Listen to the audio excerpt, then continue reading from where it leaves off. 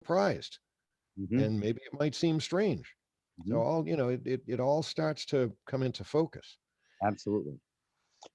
Okay, then it goes down here to I. The accused is placed in a dock, okay, in quotes there, signifying them as being converted into a, in quote, vessel at times, and goods, in quotes there, or property at other times.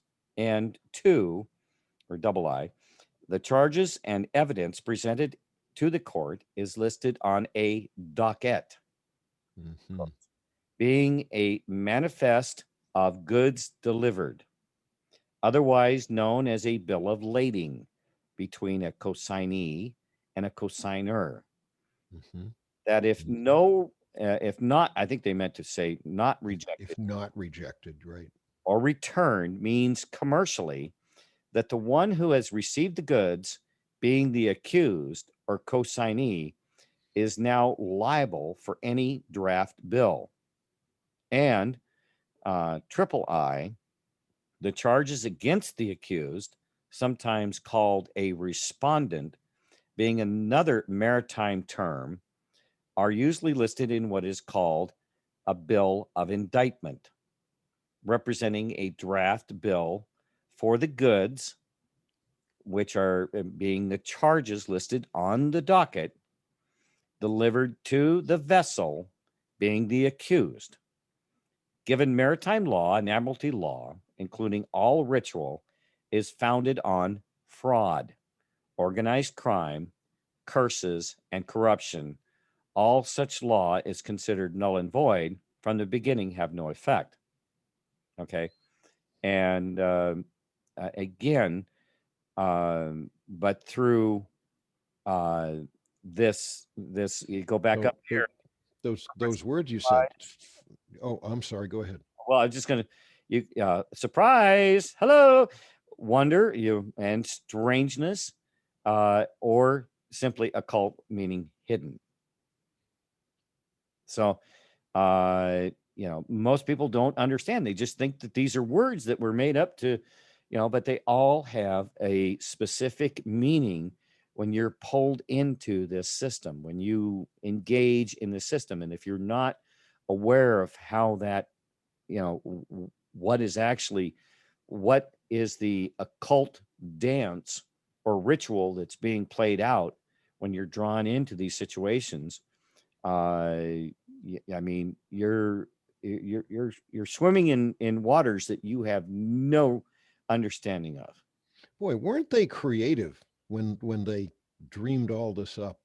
Well, They I were really good. They were ingenious, weren't they? To well, our expense.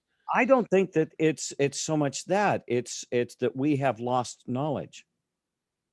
Okay. Because in the day when these things came about, it appeared to be just like what we see today. One thing, oh, this looks like a good idea. Yeah, let's do this. Now, uh, for somebody who is not of a reprobate mind, it looks good. But if you have somebody with a reprobate mind, it's like um, Tesla. Tesla was he wanted to create things that uh, made the world better. But what was the military watching him for? They were watching him to see what kind of a bomb or what kind of a military weapon they could use his inventions for. You know, one is It, a it, righteous it's mind. this thing can almost grow itself. Could you put that share back up just for a second? Um, it can almost grow. All that you have to do is keep adding complexity to it, and it almost becomes and not inform people of the derivation and the origins of it, and it almost becomes more occult and more convoluted and more hidden all by itself. You just keep, add more bureaucrats, add more regulations, add more of this and that. You know what I'm sort of trying to get at there? Yeah, there you go. It's like it develops a momentum of its own. Mhm. All right. And it's founded on deception. organized crime and corruption. And all you have to do is just keep pushing that at people and not telling them what you're really doing. And the truth behind the motivations behind it and the players behind it become more and more hidden as time goes on. But what's amazing is that we've been uncovering so much Mhm. in recent times, recent few years here. Yeah, it really is very, very fascinating. And the thing about it is, okay, when you think about it, in 1250, in this back when they, one of the dates in this document here, uh, Hmm. how many people actually knew how to read? How many people actually knew how to write? Gee, maybe not many, right? Much of the world was illiterate in our terms. All right. And so it was the controllers of the day, the rulers, the leaders of the day that came up with these systems, because they were the ones that were, they had a lot at stake. They had their lands, they had their kingdoms, you know, and they found that through the control of this information, they found that, okay, well, the people will be happy as long as they have a plot of land, they have food, and they have a roof over their head. If they get too out of line, we'll send troops in, smack them down a little bit, and and we'll be done. And but as technology and more knowledge became available, what they then had to start doing was they had to start hiding this stuff behind the veil. Taking these things out of the, give them the appearance that we're educating them through a public school system, a controlled school system, and not truly teaching um, uh, how things really do work. So again, this all came up out of the occults, or there's these hidden, and that's why, the JFK speech, where he talks about, we're inherently, an open, transparent society, but we have cults and these hidden things going on behind the scenes. I mean, he said it quite And he eloquently. said we're in opposition to secret societies and people who exert power through covet means Mhm. and a few other. It was a fantastic speech. Yeah, yeah, no, I mean, he spelled it out there again. And then prior to him, we had Eisenhower. Eisenhower. Yep, this has come up in different versions from different people, and Ronald Reagan also did it after that. You Yeah, got three guys right there. three presidents that Don't forget the latest and greatest also. mhm, mhm. uh and so uh we've got all of this stuff building on us out here. Now, was there something else in this graphic No, here? no, that was good. Thank you. Yeah, I appreciate you putting it back up. I'm going to go ahead and drop this. And I won't put it away this time. I'll just minimize it, so in case you want to refer back to it. Who knows? To close the document, I had to go back into my documents and We've got so many light years to cover tonight. We probably won't be able to get back to it. uh, so now I want to get to a couple of videos here, and this is a 21-minute video from Russell J. Gold. Um, and feel free, Indigo, to yell out stop or whatever. If something comes up in here that you would like to stop, and we can parse through it if you'd like. I may do the same thing. Uh, Alrighty.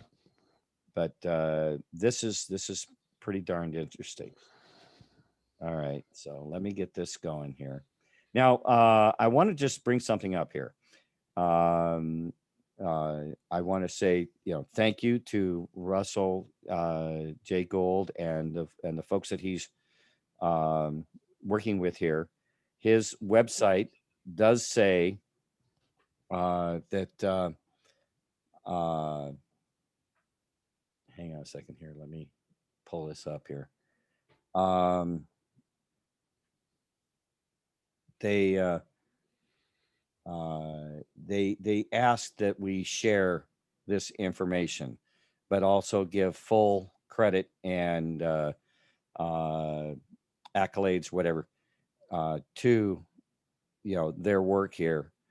And but this is something that I think that um, I by stopping the video and commenting on it, we are not trying to change the meaning of the video or what they're trying to portray here. We're just going to be discussing what they're talking about in this, because the points that he makes are incredible. They do require that you kind of look at things in a different, not so much in a different way, but thinking beyond the obvious, and going for Thinking beyond what we've been conditioned to think. exactly. And therein lies the egregore. Quit feeding the egregore. Open your mind to understanding in a much greater universal, God's creation manner. We are so conditioned to think within this small little confined area, because we don't want you thinking out there. Don't go out there. You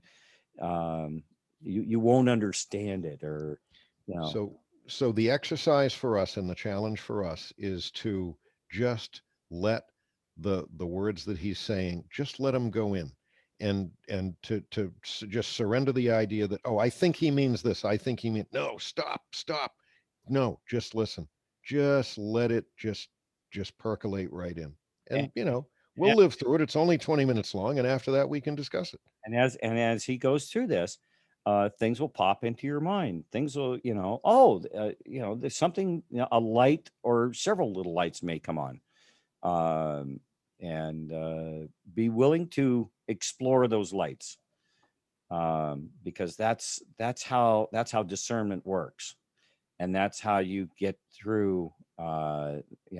When we talk about feeding the egregore, um, you know.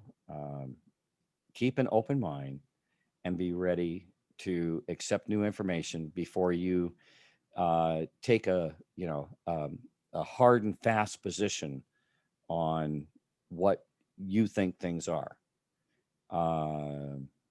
Like I said, in God we trust, all others we monitor, meaning you monitor for additional information, and but trust in God. All right, here we go.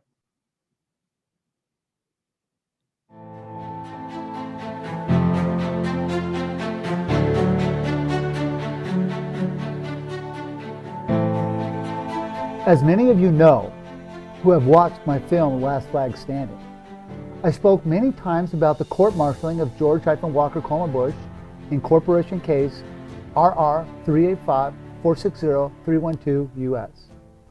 And in that closure of that court-martialing, the last commands that I gave him as he was leaving office in 2008 is that there were to be no more presidential elections unless I'm in it and I win it, because I'm the guy with the flag, I'm the guy with the continuance of the evidence, and I'm Chief Judge of the United States, as well as Postmaster General and Treasurer of this country, to help the citizens of our country come out of this financial chaos that they are in.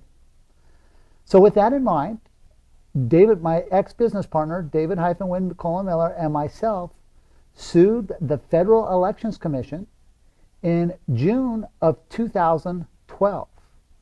And we syntexed the forms for running for a U.S. Senator, the House of Representatives, a Vice President, as well as a President of the United States.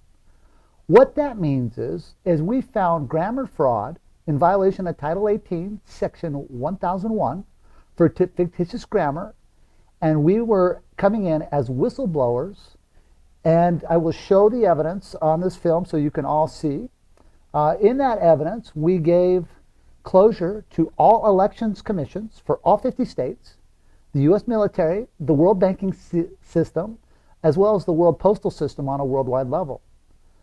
Some may ask why it was taken to such closure? Well, I could see, just as I could predict it in 1999, the problems with the presidential election. I now see the problems that could see the problems back then of what they would have in 2020. And I prepared myself as well as the campaign. The campaign itself is called the Directors-Party, which is an original contractor for the people, the People's Party. And it's called the Directors-Party. I syntaxed the laws in all 50 states, and I will be showing the evidence of that for all elections commission. It was a copious task. It took several elections to go through all the mechanics of it. In 2016, we also had the Directors-Party campaign. It was a very small, unknown to the general public, although we did publish it in several seminars. David-Win Miller and myself, Russell-J. Gold. And we gave closure on the style of syntax and the disqualification of the Federal Elections Commission, as well as all 50 states, as well as the Electoral College votes for the U.S. House and Senate.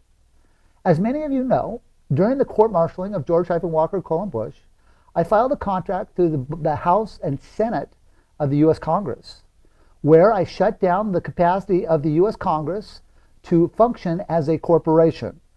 The House put their certified seals on the back page of each one of my contracts, and I'll be showing that evidence as well, simultaneously shutting down the House and Senate.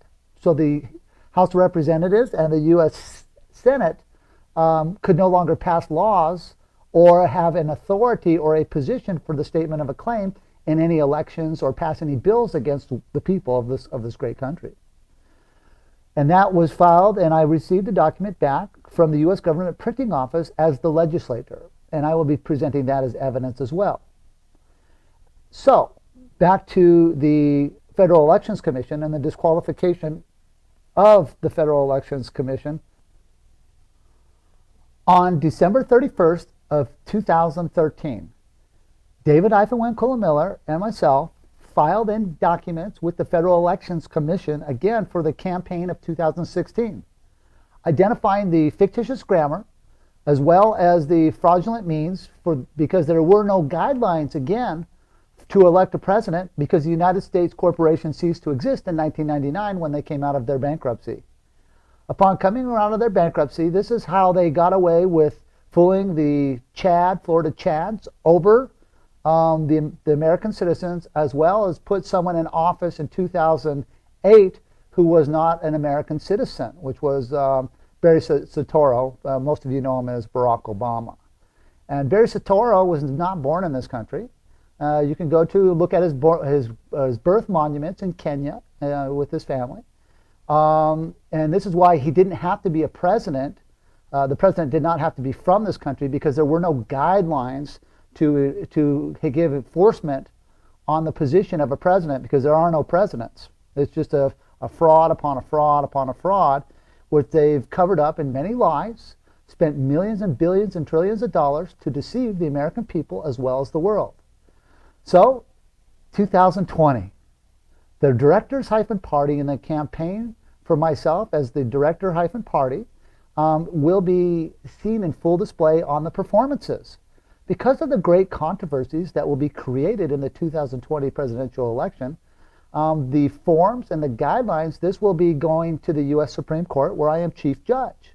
As Chief Judge, I have the credentials and foothold. Okay, I want to stop it there. I want to go back. I was out getting my coffee when he got to that part, but he talked about Barack Hussein Obama being elected as the president of this nation. And people were saying, why does the media not bring forth the fact that this guy he's not a U.S. citizen? Why do we have currently this person masquerading as a vice president who, again, is provably not qualified, according to our contract or our constitution, eligible to hold the office? And they just steamrolled right over the top of it. And how do they do that, Thumper? They've been doing this over and over again. They do it because we don't stop them. This is Well, very difficult, and we have to pick and choose the way that we do it very, very carefully with remember discretion and wisdom. remember the document that we were just putting had up on the screen there. It's a Mhm. it's a cult surprise. Yeah, it's all hidden. Uh, and when you understand the truth, then some of what they're doing actually starts to fall into place. And I have been saying this from the beginning. What they're doing is it just you, and so many people are just willing to accept that it's happening, and they sit there and go, well, what can we do about it? Well, think about that. What can we do about it as you listen to this some more of this video? Here we go. Well, also it's worse than that for a certain measurable portion of the population, which is that they just believe that it's right just because someone in a position of authority is doing it. They assume that it's right. Mhm. They have some sort of a misplaced respect for some of these people that are in these high positions of power in control. And the well, all right, let's listen to them some more. Okay, here we go. Are no presidents. It's just a fraud upon a fraud upon a fraud, which they've covered up in many lies, spent millions and billions and trillions of dollars to deceive the American people as well as the world. So, 2020, the directors-party in the campaign for myself as the director-party will be seen in full display on the performances. Because of the great controversies that will be created in the 2020 presidential election, the forms and the guidelines, this will be going to the U.S. Supreme Court, where I am chief judge.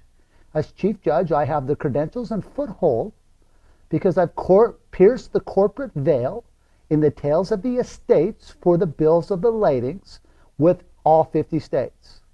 What that means is, and I know that's pretty complex for most, what that means in a brief summary is that all 50 states, as well as all territories, Guam, Puerto Rico, and the Virgin Islands, as well as the Marshall Islands, were given closure that the presidential elections were fake, that the rules that they used to enforce their concepts of voting again on the people, those were all fraudulently conveyed under fictitious grammar. And all 50 states and territories were given notice, as well as the treasury systems of the world and the postal systems of the world. Some may ask, why would you, Russell-J. Gold, Postmaster General, why would you alert the postal systems? Why would you do that over a presidential election?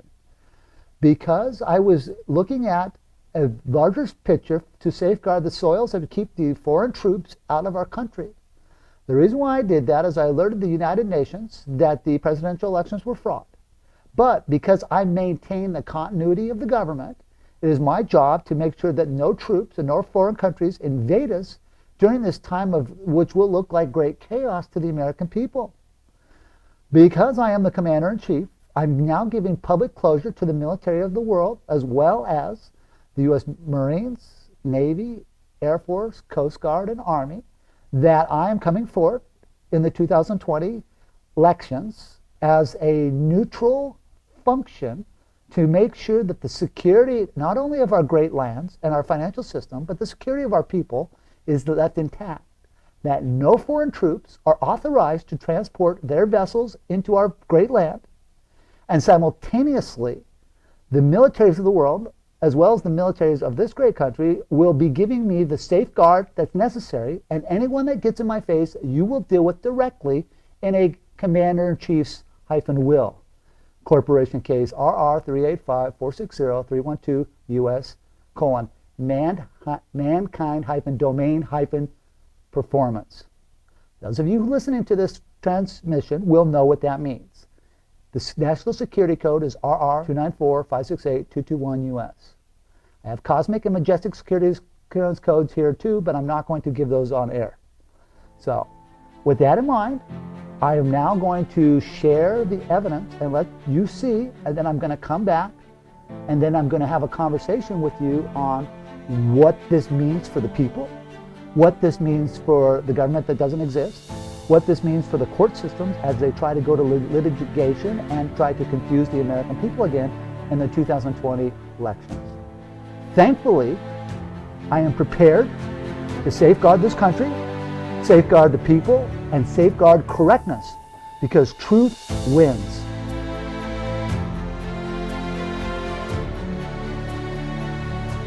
This is the contract that was filed in 2016 by David and I. And Okay. I didn't realize. Does that is the music getting a little too intense there? Can you guys hear through the music?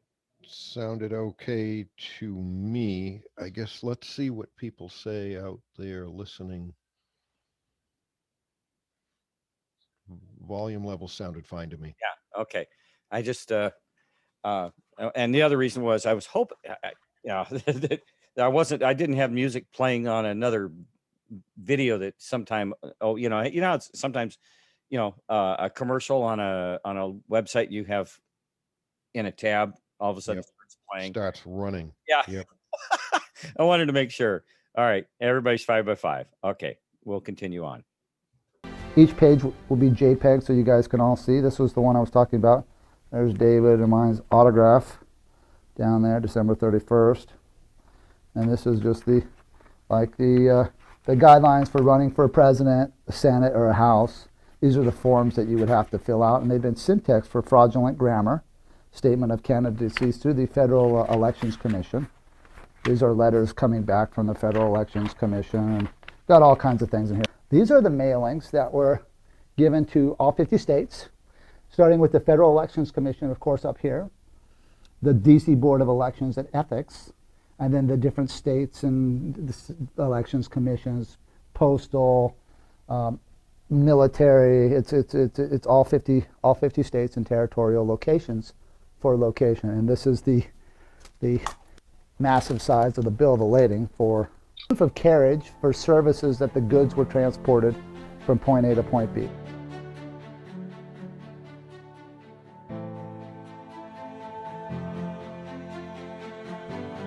He's using the words, the goods, the lading. One of the questions that we're getting. Yeah, go say again there. He's using the words, the goods, the bill, the lading. Mm-hmm. Yep. And he's got the documents. Mm-hmm. And keep in mind, okay, there have you ever sent anything certified mail? Okay. Yes. Because if you are sending a document that you want to have absolute proof that it was sent and received by the individual. When somebody accepts a certified piece of mail, that is in lawful standing proof of delivery. It doesn't mean they read it, but they accepted it. It's much like if they serve you a warrant, okay? When you are served, they have to actually hand it to you and you have to take it. They cannot just leave it. It has to be delivered and you have to accept it. Mm-hmm. When you address it to an individual, as he's done in each one of these certified as you can see on each one of these certified receipts. Okay. Now they may have had their secretary or somebody in the mailroom accept all of this, but they take the responsibility for the fact that it goes to and is actually made available to the, in this case over here, Secretary of State. Secretary of State. Yep. All right. Yep. And it's official notice. And again, now when you're getting into contract law and lawful things, when you have official notice, that person is put on notice. All right. That this is, and if they choose to ignore it, they can ignore it to, quite possibly a situation where, well, you were notified, failure to, let's say you make an offer and you send it to somebody, certified mail, they accept it, and you put in the document, if you do not rebut this, if you do not counter offer, so to speak, then there is an implied Acceptance acceptance of the terms. of the terms of the Mhm. offer. All right. Yep. Which is something they have been doing to us for years. You're so right. All right. It's the same playbook they play by.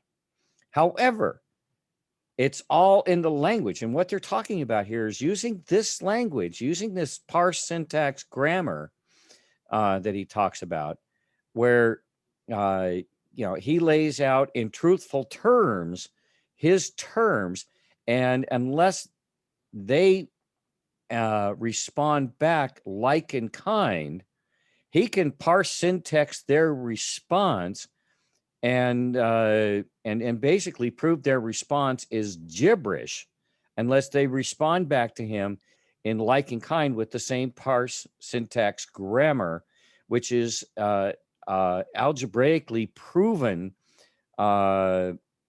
truth. The truth shall be known. All right. And Mhm. that's what his system of grammar does. It unmasks these hidden meanings in words by unmasking all of this. All right. Mhm. And he's been able to prove it with uh, uh, provable algebraic math. And when we start talking about biblical and God's word and everything, God's word is provable in the universe. That's why we call it intelligent design. It's not chaos. It's not made up as we go. It is an absolute provable fact that God, the creator of the universe, is logically and mathematically provable. All right. And so our communications need to be in that way. But what they've done is they've created gibberish out of our language and convinced us that we are communicating appropriately. And so let's continue on here. Any want to? Oh, you know me, my imagination goes crazy. So I was just thinking this crazy thought. We, the people of the farmland of California, hereby order that you shall not divert the natural water going to our farms to save the precious smelt or whatever that was. Nail darter. And if and just put that out there, and if they don't refute it, then that they have implicitly acquiesced to it. If they don't have a refutation, but at least if they did come back, that would open up the discussion, and it would become apparent. It would reach something that was now illustrated, was illuminated to people that this is what's going on.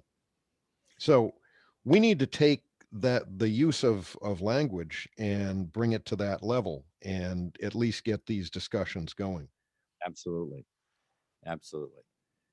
All right. And we can't necessarily trust being able to do it on social media. Look what happens to us on, Oh, yeah. Why do you think you're restricted down to a certain number of characters? right. How, The way that it works is what he's done. He's got a paper trail. He's got certified. He's got a position who either takes either the person directly or the person who accepts it for the state election board, whichever. He's got a receipt. He's got his bill of lading. He's got his proof. there's a legal term for that. It I can't think of it right off the top of my head, but it speaks to the uh, uh, about being duly notified, something.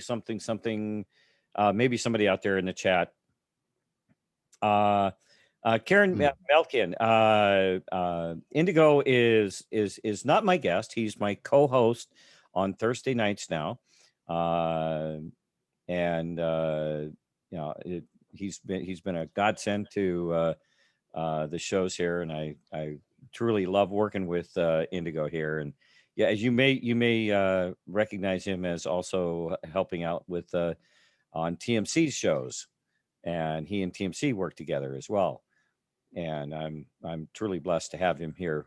And It's a blessing to me. And hi, Karen. Yeah, we've exchanged words out in the chat numerous times. Good to see you. Yep. yeah, all right. Well, let's. So the term you were trying to come up with, was it process? Was it procedure? Was it process? Was it you were trying to bring something back It, from memory it's that kind you of know? a term in that in being notified uh, accurately. There's a it duly served, duly notified, duly served, or something like that. I can't think of it off the top of my head. Maybe one of you folks out there can think of that for me. So yeah, I'll be watching the chat to see if any of you. But there is a term. I cannot think of it for the life of me right now. But we'll continue. I'll bet it'll come to you before we're finished. Yep. It may just bubble up. Yep. We'll see what happens. Here we go.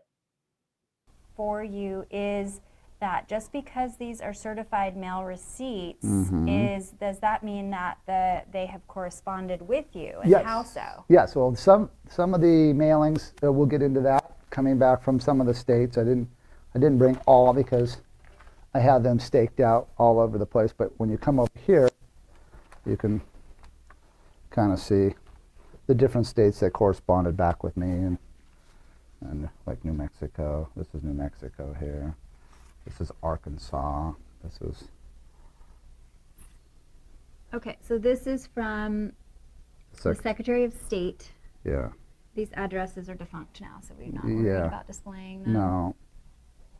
And so why, when we are, I think the bigger question is, just because you have had correspondence with them or they've mailed you something back, does that make it, fact? Well, because they have knowledge, and under Title 42, 1986, when you have knowledge of a fraud and something wrong, as a public servant, it is your duty to stop and correct.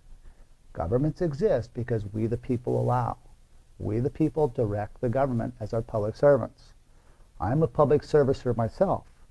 I comply with the will of the people, and I see the pain and the chaos that is going to come.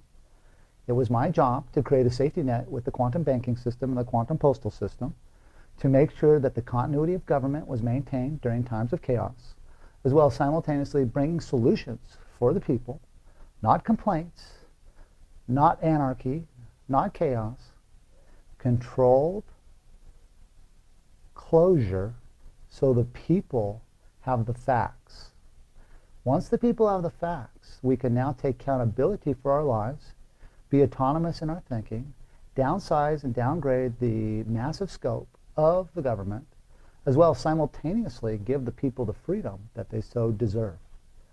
We're tired of the pantomime game of the mass. We're tired of the pantomime game of control. This is not about control. You're not going to scare some of us. Some of the people are scared, and I see their fears. Some don't know what to do, and they're upset. I feel that pain as well. And as they learn about the grammar and learn about what I've done to safeguard all of them, before anybody throws stones, we need to start taking a serious look at the grammar, which brings accountability in a now-space scenario. So these are some of the documents, and there were more states. I just happened to have a couple of them on the road. Can you explain this one here from the Federal Election Commission? Yes, the Federal Elections Commission does not have authorization to exist because the Federal Elections Commission gets its authorization from the United States Postal Service. The United States Postal Service lost its authorization to exist in 1999 when they came out of bankruptcy. And that would be when they joined with me through the bill of lading for fee for freight, and I never broke the continuance of the evidence. This is why the federal judicial system beat me up so bad, is so that I would not be here today as the last flag standing to stand in the way and say enough is enough. I have the courage. I am who I say. And I'm very serious when I come through the door. Make no wrong about that. When I come through the door, the honor that you will surrender because of the correctness, it's not about you. It's not about your silly little bank accounts. It's about the people. The people are here. I hear their voices. I hear them crying. I hear them upset. I see the fear and the chaos and all the blurred lines. Each lives matter. That's just the way it is. We're all here together. So as we learn how to communicate, we will be accountable for that which we do. So the quantum grammar world brings accountability towards the contract. And as it cleans up the contract, we can now take a look at the condition of volition on why all these things were done. Why did I do all this? I did all this because I saw the pain that was going to come at a later date. Because I predicted in 1999 that they would not elect a president in 2000. And I'm predicting that they can't do it now because I'm the postmaster-general. I'm the guy in charge of the bills of the lading. So you have a fake president authorizing a fake postmaster general. You have a fake candidate running for whatever they're running for. And you've got a fake court that they're all going to go into, which I already control. So the day will come when the people will get to see firsthand that not only have I done everything I said, and much, much more, thankfully. That's the good news for the world. The bad news for the bad guys who are trying to hide this is because we are now piercing the corporate media, you're not going to be able to hide from me much longer. Which is great news for the people. But for those of you whose condition of volition has been evil towards society, think that you've created a monopoly board of nothingness, think you're going to scare us with your fake FEMA camps and all the forced vaccines, and you're going to try to come in and take our guns, that's not happening. If you look back at the history of this planet, when you disarm a people, generally tyranny falls behind that, and people are killed. People are starved down.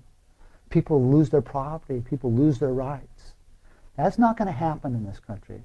The American people will stand solid together. We will show the world that we can learn how to communicate, not only between race, but culture, because we're a land of many cultures. But we are no longer going to terraform the world, which means that in other parts of the world, we're going to build utopias, not drop bombs. The day of the war is over. I'm here because I'm the commander-in-chief of all militaries on the planet. By contract and by the performances.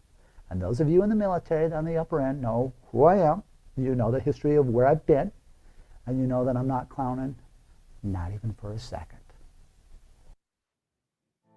The world needs a leader. Okay.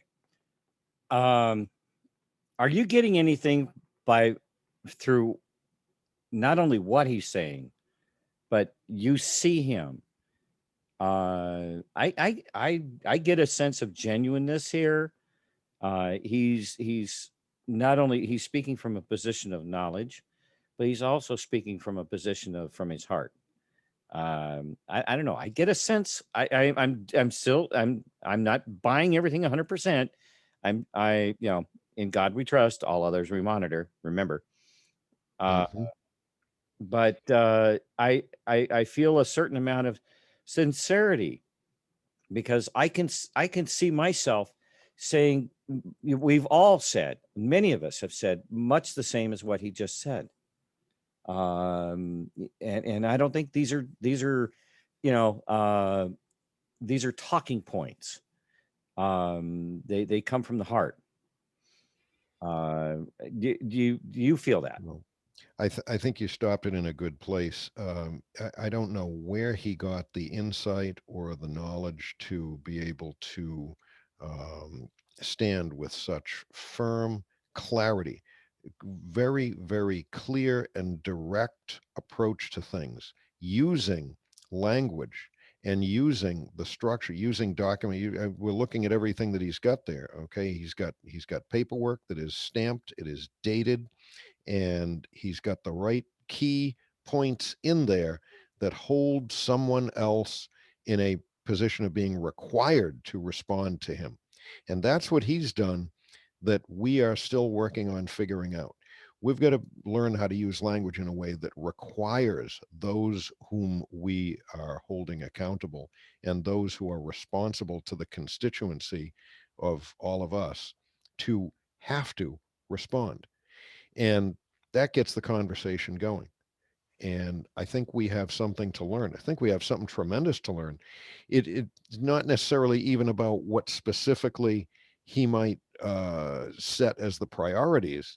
It's just about the way to approach it that puts the opposing party in a position where they've got to respond. Mm-hmm. That's what he's done, if that makes any sense. Well, and you know, in spite of how the other side treats us, you know, chattel, as we've been referred to,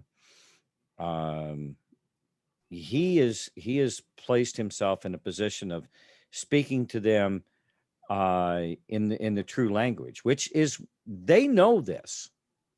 Mm-hmm. They do. And that is a lot of this is part of this Masonic veil they hide behind, and what they use is they use this. I mean, how many times have we, you know, tacit Acceptance through the symbology that we've been uncovering, all of this different symbology that's out there, the flags, the what's on top of the flagpole, you know, all of these things that they have given a certain amount of meaning to, and if we don't push back against it, we are tacitly agreeing to it. We are That's right. Wherein you know, that's you know, that's true of, you know, why you're they created this corporate system so that if you engage, to be quite honest, to engage in a corporate election, you are tacitly agreeing to the fraud. Because, you know, what he's saying here is the elections are not being run in a fair and equitable and transparent fashion. It all falls under this this corporate occult veil. All right. And as much as they want to say that we've had open and free elections, what have they done to us? They've totally ripped it apart and turned it into some kind of a scam where people, and then they made That's right. That's right. It's all bull. It's really a big scam. It's a show. It is. You're watching a movie and you're believing it as real. It's not. It's a movie. Mm-hmm. And until we clear out all of the fraud and the purveyors of the fraud, then we will continue to be trapped into this movie. And we will continue to tacitly accept along the way. Mm-hmm. Yeah. And for you folks out there, I gave you the link to it's Last Man Standing is their website. There's a whole bunch of information on there, guys. You can go over there, you can see the videos, and some of those videos will take you over to YouTube where there's other videos that he's put out there. We don't have enough time tonight to go through all of the videos, but what Russell is saying here is really it's getting you to think of in a whole new paradigm. You know, it's throwing away the box, because, you know, I'm not living in a box anymore. Sorry. And I think Russell pretty much said the same thing here in just his last few words. There's a couple of minutes, about 4 minutes left of the video here. Let's keep going. Indigo, you got anything you want to add? No, no, it's good. It's really great food for thought to just see why there is definitely uh, a whole lot of empowerment that we can learn from this man just by his approach, the way that he does things. Absolutely. Here we go. The world needs courage. The world needs morals and values, and to be such a stranglehold on the difference between right and wrong, and morals and ethics and humbleness and righteousness and fairness, kindness. This is what a leader is made of. It's not made of standing up there and being able to swing a golf club. That's not what the people need. People need a hardworking person that does the correct thing when nobody's looking. In 1999, the United States government ceased to exist, which means that the authorization to contract or them to tender contracts such as birth certificates ended. So anybody with a birth certificate, if you're using that birth certificate for your day-to-day life, you're just not in a position to state a claim against anybody because you can't state, you have no foundation because the very foundation that you're on is no longer. You're in the pantomime of these fake presidents, and the courts are closed as martial law. So now you can make no wrong about it. If somebody's trying to tell you to go to court, they're tricking you into going to a location that does not have authorization, only authorization to steal from you when you go in and say it exists. So please stay out of that venue. You guys will get to see soon enough how the chief judge functions. It's going to be a very fun time for me and for the world to learn. And these are things that should have been taught in our business law classes or our government, our social, what they call social studies classes as we come up through. I don't even know if they even offer social studies anymore, or business ethics. It seems so, business law seems such like a lost art because nobody comprehends the timelines and how these contracts work. And so because of time and so, or the how time and space, time is no longer and there's just space, because with one hand on the sea, one foot on the land and one hand in the sea, I have balanced that. It's a postal situation, and I disqualified the world postal system on a global level, disqualifying the sea lanes in and out of all countries. This is what gives me the authorizations to control their militaries, because before one goes into the military, you go into the post office first. In each country, I disqualified that country's ability to send troops into the field, which means there will be no more wars. And so now we can start building, not damaging. Thank you guys for watching Last Flag Standing. I hope that it is a foundation for the things that you will see me doing. And I hope that if you have, I will hear your needs by how you conduct yourselves and how you support what I'm doing. There are many trials and tribulations that have to be looked at. Unfortunately, education is different in different locations. I'm sorry for that for right now for most of the general public. You've been forced into this situation where you've had to learn these new concepts that you've never heard of, right? You've never heard of martial law. You've never seen all the oppression that's come on a worldwide level and all everybody's pointing fingers. Don't point fingers at anyone else. Point fingers at yourself. Take accountability for yourself. It's not about pointing fingers at China or at Russia or at Venezuela or whoever. It's about taking accountability for ourselves and building our neighborhoods up, building our communities up, building our friends up, supporting our local businesses and our local economies. So these are concepts that in the very near future I'm going to be putting on more of these presentations, and you're going to be able to see a lot more about the work that has been done and the foundation that it's laid for the quantum banking system. Thank you very much, and thank you, citizens of the world. Keep studying, and thank you for your support. Russell J. Gould. Just on the chance that, Mr. Gould, if you happen to be watching this stream, which I think is always possible, I would just like to thank you for the sincerity that I get from you, and on your continued dedication to this cause. it is probably the most empowering and most worthy cause that you could be working on to help so many masses of people take their own take their own responsibility back, take their own power back. Mhm. And I'm speaking for myself, and I'm sure for some other people, anxious to hear what you might give us next. I think many people would appreciate a step-by-step approach, starting at at very basic level and then building upon it. Mhm. And I think that there are a huge number of people who are going to latch onto it. I think they're going to sense the sincerity and the cause, and just like I do. Mhm. So thank you, Mr. Gould. Thank you very much. Well, and if people go over to the website is quite nicely laid out.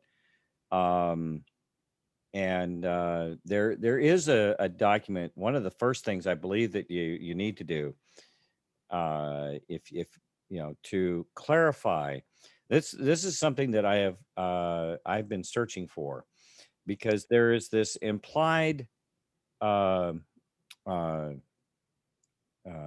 uh, I'll use the word here, understanding, um, uh, by the so-called powers that be, that we do understand. We stand under them through um, our tacit Acceptance. acceptance by going out and getting a driver's license, by um, the birth certificate, by the paperwork that we sign at the bank, by putting our money in a bank, no less, putting our value in the bank, by they would like to say, because we've taken all other means of uh, purchase, that we use their legal tender to purchase things. We're not actually purchasing anything, because we have not exchanged literally value for value. Not real value. That's right. All right. So You hand me, you deliver to my house a stack of firewood. I hand you some worthless dollars.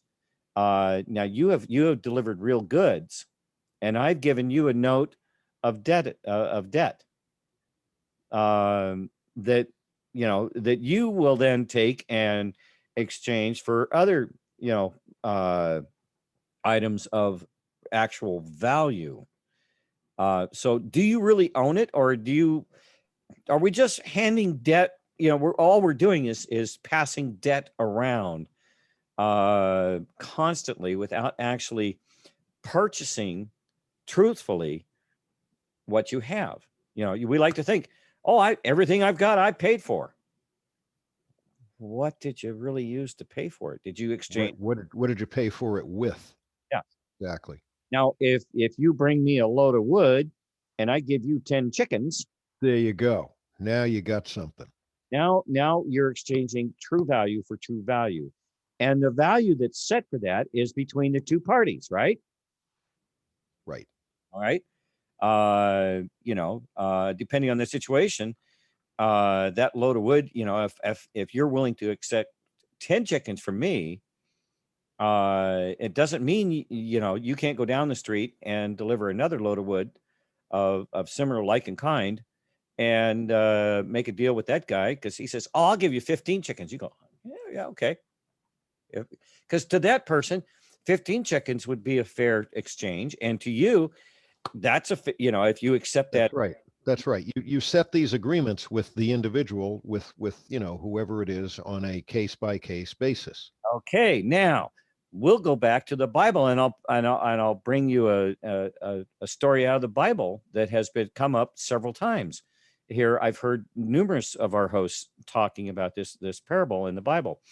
A landowner, he goes out in the morning and he needs some work done, so he hires somebody out at the market, and he says, "I need somebody to come out and work in my fields, and I'll pay you this much."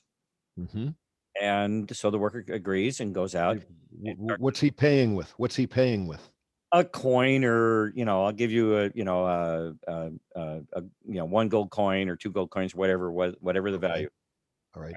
And so this guy goes out and he starts work. Well, as he goes throughout the market, a couple of hours pass and whatever, and he hires another man, and he says, I will give you, and he offers the man the same amount of money as he offered the first man. Only this is a couple of hours later, and he says, go out to my land and work in the field. So at the end of the day, I'll pay you this amount, and it's the same amount that he was going to give the first man. And then he continues this throughout the day. Well, at the end of the day, he's got 5 or 6 of these guys out there working in the field, and it comes time to pay everybody up. All right, so they come up and he pays them out, and the first guy looks and he says, well, wait a minute, I worked all day. I worked all day.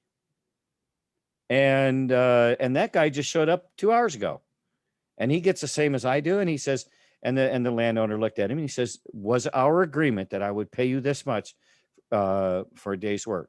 That's right. All right. And so, and the Bible supports that. All right. Because it was an agreement. He accepted the agreement.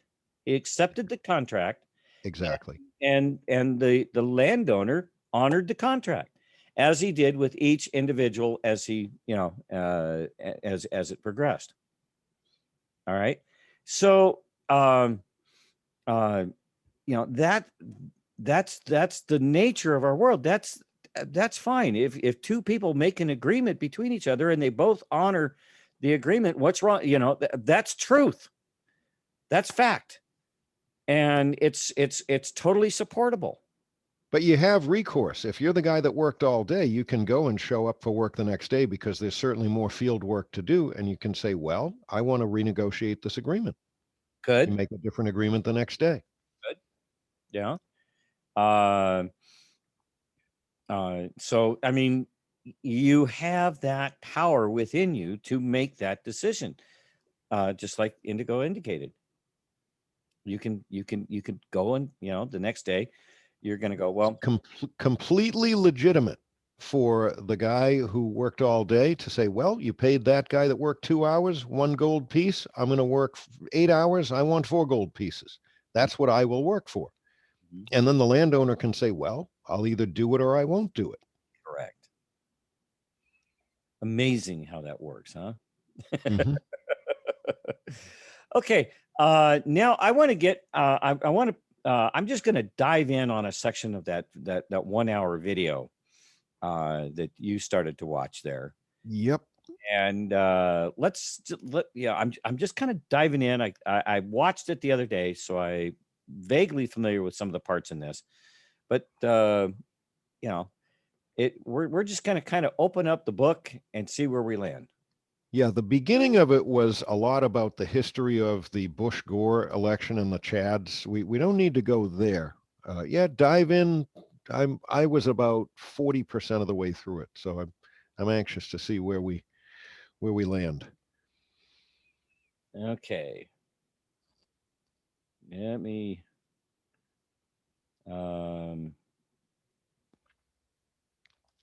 I think it actually gets better and better as it progresses. Yeah, it actually does. Okay. Yes, the peace treaty broken. Let's start there. Perfect. All right.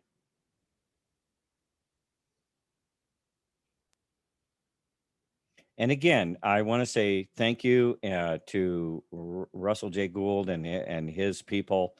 And we are by no means editing or trying to change the meaning of his videos, and that we're using this as enlightenment, education, entertainment, and trying to bring forth this information in such a manner that people will take a serious, discernful look at it, and hopefully get something from this that where we can move forward in a peaceful and a truthful world. That's what we're looking for. We're all looking for the truth. And I believe that Russell and his system here do that in spades. And I'll just add one more thing. I get a feeling that he's a pretty good guy, and he's going to see that we are finding our own way of resonating with him. We're doing it as best we can, and we're listening. We're going to have our ear attuned to whatever else he comes out with, and this is our way of participating and supporting. Yes, we're talking about it, we're thinking about it, we're trying to figure it out. It's a little foreign to us. Yeah, a little bit strange, but you know what? That's the way anything starts when we learn. This is the first cut at it. So very, very worthwhile. Yep. When you start factoring in the egregore and keeping your thoughts and your mind open to righteous new things, enlightenment happens. Okay, here we go.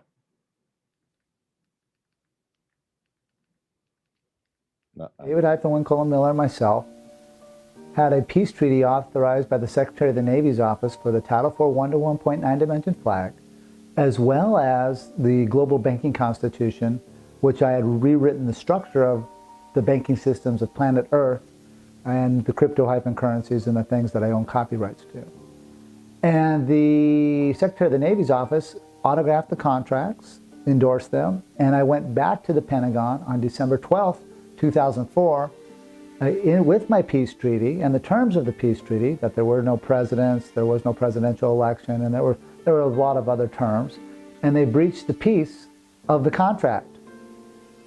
They put me on the phone with the commanders and the people that I had been speaking with since 1996 at the Pentagon, and they said, Russell-J. Gould, what happens when peace gets breached? I was like, heck no. That means I got to go to war. They're like, yes, you do. You'll be back. And so they caused me to move into a conditioned state of the martial-law because they broke the peace, which were the terms of the contract.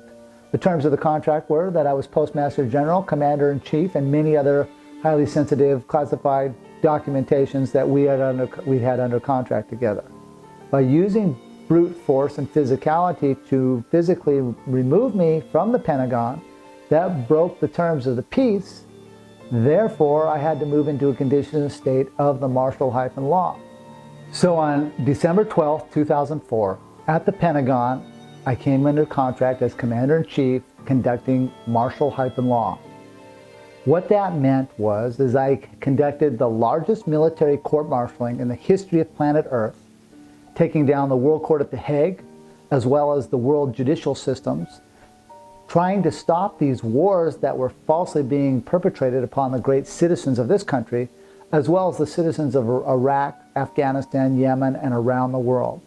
For these were all done under false and misleading pretenses, under a fraudulent ruse, because there was no president and there was no post office to go to war. And I published that, and I conducted the world's largest court-martialing at the Washington Obelisk in Washington, D.C. every 45 days for 4 years, where I conducted numerous trials with 20 to 50 video cameras on me at all times, with their microphones, with a Chinook and Apache helicopter sometimes above my heads, with their cameras out, with their guns looking at me. And I conducted a trial based upon grammar, based upon authorization, and based upon stopping the war that the soldiers were rused into. The court-martialing was against George-Walker Bush, Richard-Bruce Cheney, Donald Rumsfeld, and so many others. There were literally hundreds, if not thousands of persons that were court-martialed within the construct. I alerted all military bases, U.S. military bases on the planet, where I received documentation back from the military bases as the Commander-in-Chief. I also held duty posts where the U.S. Marine Corps showed up in uniform to talk to me as the Commander-in-Chief. I met with many Navy SEALs. It was just a copious amount of work. There was over 10,000 mailings that went out in the trial itself. In the trial itself, I tried to stop the vaccines against the soldiers, as well as rewrote the construct for all the Veterans Affairs. So I wrote the administrative mechanics for the U.S. Veterans Affairs for wounded warriors and people that needed help through the Veterans Affairs. So it was a very tedious task. That task alone took me 3 years to rewrite the whole constructs for the Veterans Affairs, using more natural pathways to help heal the post-traumatic stress syndromes and the trauma that was being inflicted upon the soldiers, as well as I wrote constructs as well to help the land that was being damaged on the other end and the people on the other end in such like Iraq and Afghanistan. So I wrote banking constructs and foreign currency platforms in place to aid the situations where this fraudulent ruse put on by George-Walker Bush and his minions, who know who I am, and they know very perfectly well what I did. But I was told specifically by Donald Davis, a U.S. prosecutor, the reason why the federal judicial system was beating me up and kicking my ass is because George Bush told them to do it.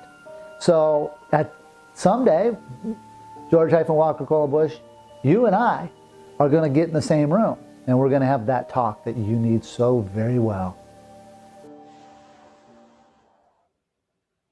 Without punctuation, they become adjective pronouns. Okay. Interesting. Two things that I caught there is he said, yeah, you know, you've been beating me up. You've been kicking my ass. Well, you know what? Someday we're going to be in a room together and we will have it out. I mean, this guy, he's courageous. Yeah, we'll have that talk. We'll have that talk. That's right. Talk. He didn't threaten him. He didn't threaten any bodily harm or anything like that. No. We'll be in the same room and we'll have that talk. Right. The language is very important. The way that we conduct ourselves, you know, we're all humans and we all have emotion, but the method in which we approach situations, that's so very important. The structure, the language, the procedure that he's laying out, as well as the words that we use when we plan on that future meeting. And you just said, he said, we're going to have that talk. There's a way to do things. So yeah, this is some interesting stuff. And it is, Thumper, isn't it the easiest thing in the world, especially for all of us? You know, we've all got feelings. We know what the truth is, and we see it being just, you know, trashed on the ground and being driven over by the steamroller of the people at the levers of power. It's the easiest thing in the world to just get upset and become emotional. You know what? We won't get anywhere that way. We really won't get anywhere that way. It's good to have that emotion as the fuel, the push, the steam behind the pistons. But those pistons need to be doing things. They need to be communicating in the proper method. Otherwise, the steam all just goes to waste. Let's not waste our steam. Let's use it wisely. And, you know, the mouth. What does the Bible say about the mouth? I don't know. There's I you know, not being the Bible scholar, I can't pull it up right out of my you know, a little bag of tricks here, but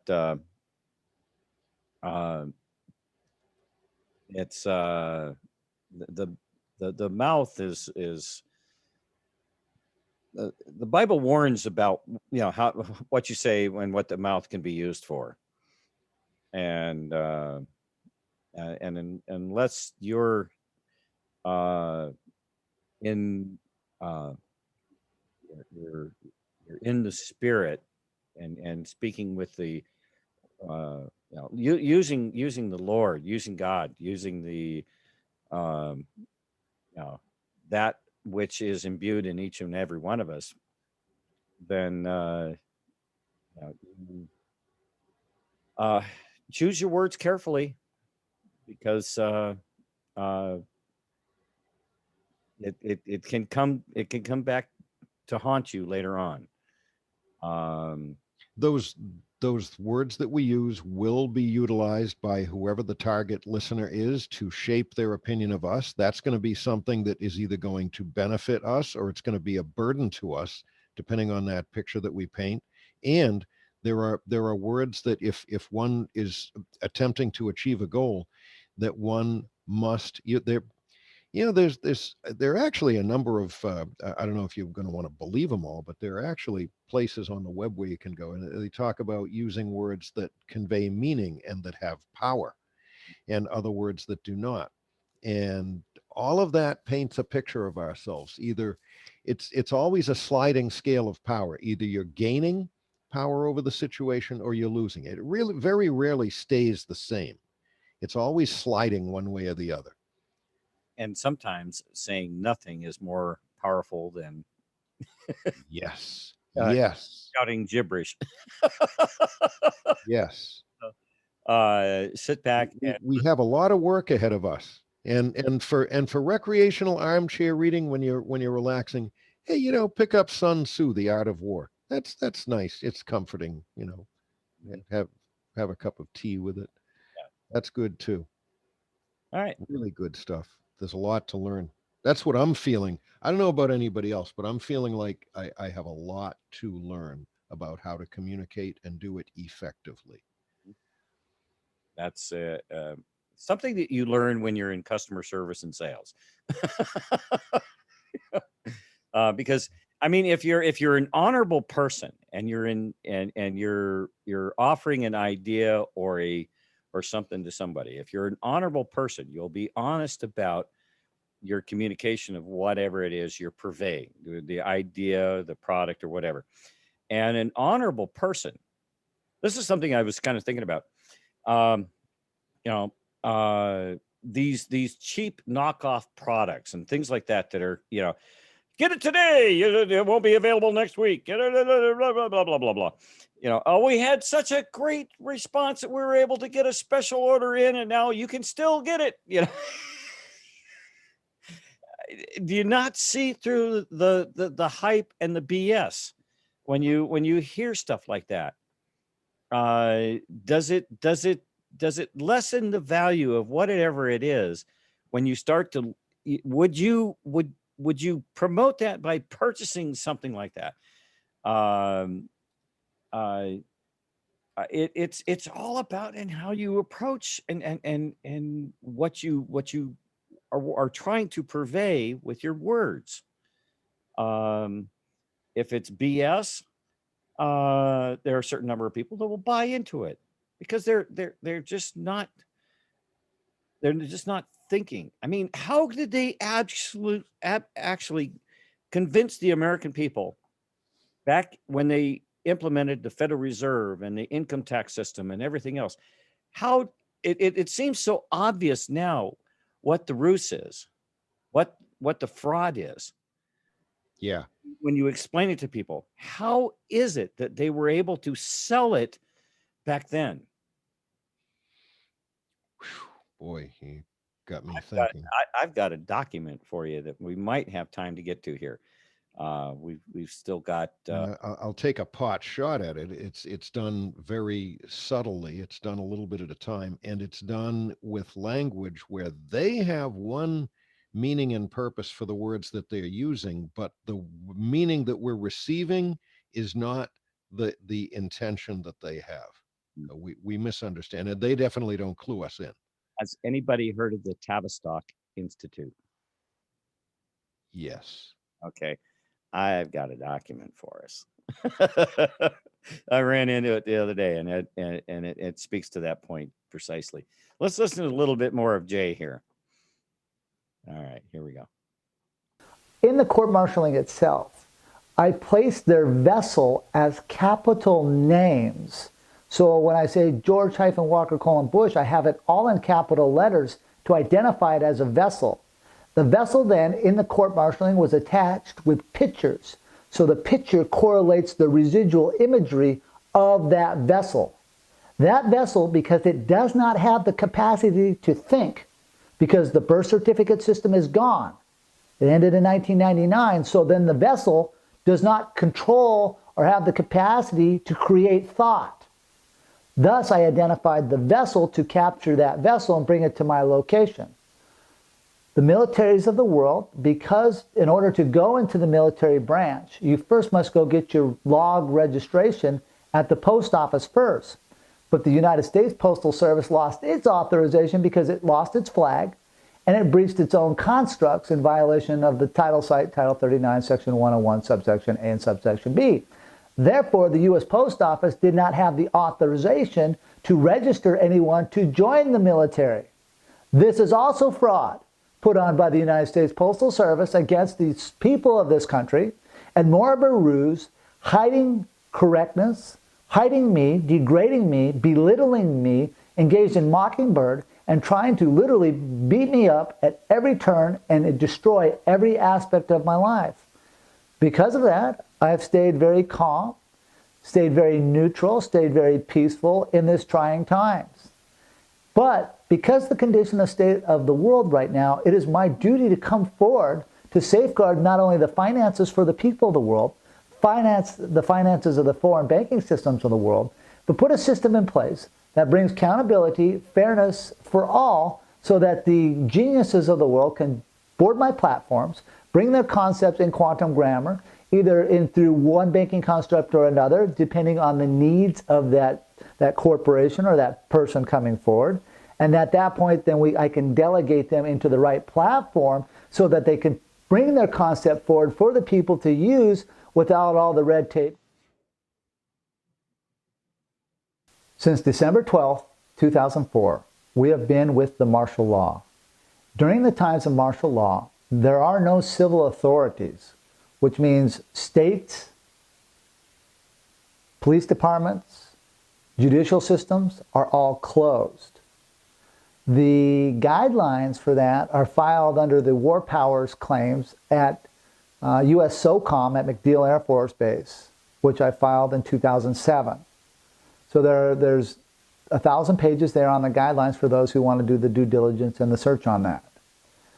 Also simultaneously in the martial law, all laws, all Senate, and all representation is also closed, which means they cannot pass laws against us anymore, against the people, and the laws and the rules and regulations of the laws are in the palm of the hand of the commander-in-chief, and that's me.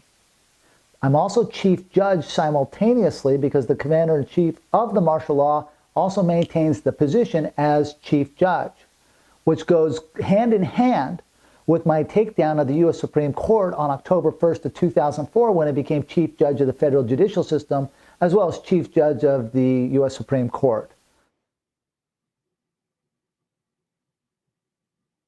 Because the U.S. judicial system, both state and federal, county and city, are all flying yellow fringe flags in their courtroom, those flags are not registered anywhere on the planet and in violation of Title 36, Section 176, subsection G, which means they're adding things to the flag, which now creates a foreign fiction, creating all judges worldwide into a fiction scenario where the courts are simply actors. They're not legal courts. There is no solution. There is no fee for freight. There is nothing going on in the courtroom except harvesting the people of the world. Okay. This fiction, they're actors. They are it's all it's a show. What has Q been telling us? Sit back and watch the show, because Enjoy the show. Right? enjoy the show. And the point being here is that all of it, every aspect of this is a made for TV news consumption. You're watching something that really doesn't have any true effect on your life other than what they're Trying to make you believe. they're immersing you into their play acting. Mm-hmm. All right. And they're making this movie, this show, your reality. Talk about reality TV. I mean, for crying out loud. Yeah, they're making us the audience in their movie. But the thing about it is that if it's a movie and an audience, you know, you can leave when the movie's over. This is like a lifelong movie. People are born and brought up in this. It's like there's no escape. And you know what? That's all it is. See it for what it is. It's contrived and it isn't reality. Mm-hmm. Mm-hmm.